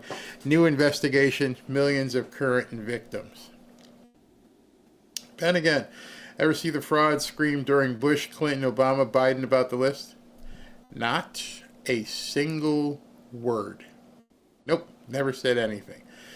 Tim McCurry, don't go away in 2028 after Trump. You're Rush Limbaugh 2.0, a voice of reason. If they let me continue, yeah, I can. And if God willing, I'm still on this rock, I definitely will. I'm just saying, I'm expecting, and this is important. I'm planning what will happen just in case, because there's no guarantee that J.D. Vance or anybody else is going to be able to do what Trump did. So I'm planning. That's why it's important for me to just keep pushing right now. Geraldine, thank you. Tilly, I only lovely donate money to Barry and Vivi because I trust they will do what's best with it. Thank you very much. Demon of Cybertron, how are you doing? It takes a lot to take down a syndicate. Y'all remember how long it took to bring down the mob? It took a century plus 100 years of investigations. It ain't going easy. Critter, number 3. So there's 2 critters before you. Barry, thanks for giving so much of your time to share all your insight into crazy political times we find ourselves in today and uplifting encouragement for the mind and soul. Thank you. I did not know we were going to do another 4-hour show today. I was planning, I'm like, okay, we'll be done in an hour and a half, and he's doing an event. Okay. Gray Man, thank you, Barry, for a good sizable dose of common sense today. Thank you very much. MAGA Man, the 3% who are not 100% MAGA can go somewhere else. That's pretty much how I feel too. Despina, the Benny and Buds are now bullying God's anointed President Trump, have no trust in God's plan. They now part of the problem. Scary, now acting like Dems. I'm not going to touch that. Despina again, he keeps saying Trump he never ran on Epstein. Not a single word. I broadcast every single rally, not a single word. Not running. He will reveal all, twisting things now to fit narratives. See, one of the problems is when you I'll save that for tonight. Hey, Mama Mima, Hardcore MAGA here. Yes, we will be on at 7 p.m. tonight because I already have the show done, so I just need a little bit of time to go get something to eat. But I will be here. Bielka, Barry, your analysis took me back to my IG job. It makes sense. Tracy Morgan, 6 months in, still 0 Democrats arrested for crimes against America. How does that affect your life? See, I don't think anyone asked you that question. If you're looking over here, no one's been arrested yet, it means you're not looking over here. So what does that do for you? If you're looking over here saying, hey, no one's been arrested, versus everything else. I don't understand people. Don't understand. Renee, I've learned much more about Trump, money, crypto, Bitcoin, real estate, silver, and gold since watching your show. Love growing money. No, okay, growing money. Thank you for sharing your insight and opinion. God bless you and your family, the Fanfare family. Thank you very much. Tammy Ash, I feel like he stabbed Trump in the back. I can't respond to that. Linda Clayton, grandson is clean and sober, baptized 4 weeks ago. Oh my goodness. Fantastic. Penny Porter, those who care so much about those files, who want to burn the country down, have they thought about their own children should Democrats win? Because if they're foolery, I don't think people are thinking like that. They don't understand. If the midterms are done, we're toast. Well, then you better get ready right now. If you truly feel that what has happened with these files has made it impossible to win in the midterms, and that the Democrats are going to take the House and possibly the Senate, then you should stop caring about the files altogether and get your shit together. Just saying. Ooh, that's even scarier if you think that and you're not doing anything. Jameson. Oh, Dickie Spaz. Very veteran biker in Jameson. I don't know who Jameson is. I have to look him up. Thank you. T Media and Publishing. Thank you very much. Samantha here. In my opinion, when it comes to Trump and the Epstein mess, I keep thinking of the scene from Braveheart. Hold. Exactly. Trump does his willy-nilly. He isn't strategic in everything he does. I'm focusing on the mountains of positive. We've had 6 months of positive, and we've had 1 week of potentially negative, and that's all people are talking about. Jose Bazil, one question. Where'd that go? What do you mean about a Holiday Inn? Glad your sister is doing well. Oh, no, I was making fun of the commercial from Holiday Inn where it says, I'm not a doctor, but I did sleep at a Holiday Inn. Intrigue Tech, Barry PepsiCo already has Pepsi with real sugar. Good. So now Coca-Cola is jumping on board. Mark of Reality, one thing that DJT talked about on the campaign trail was to open a free, online-only, fully accredited university. So if you really need a sheepskin, you can go get one. Otherwise, all these underwater basket weaving degrees need a full refund. Immediately. And Lupe Mario, I was essayed. Sorry to hear that. This has been nothing but PT. That's exactly what I'm saying. They're not taking into account what some people have gone through, and they're making this a circus when it has hurt so many people, so many women, maybe even some guys, and they just keep talking about it, and they expect to keep this thing going. And again, like I said, what happens if you do get that list? What do you do with it? And nobody can answer that question. What are you going to do with it? Let's say you got well, I went through that. Now, I'm going to, Tonight Show, just to let you know.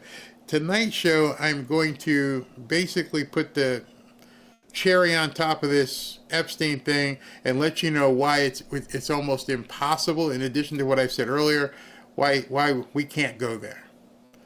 I'll do that when we do the Rumble jump over. Rumble jump over, but not before that. All right, so I will see you guys tonight at 7. I got 2 hours to go get something to eat and talk to the wife and walk the dogs. So I'll see you guys in a little bit.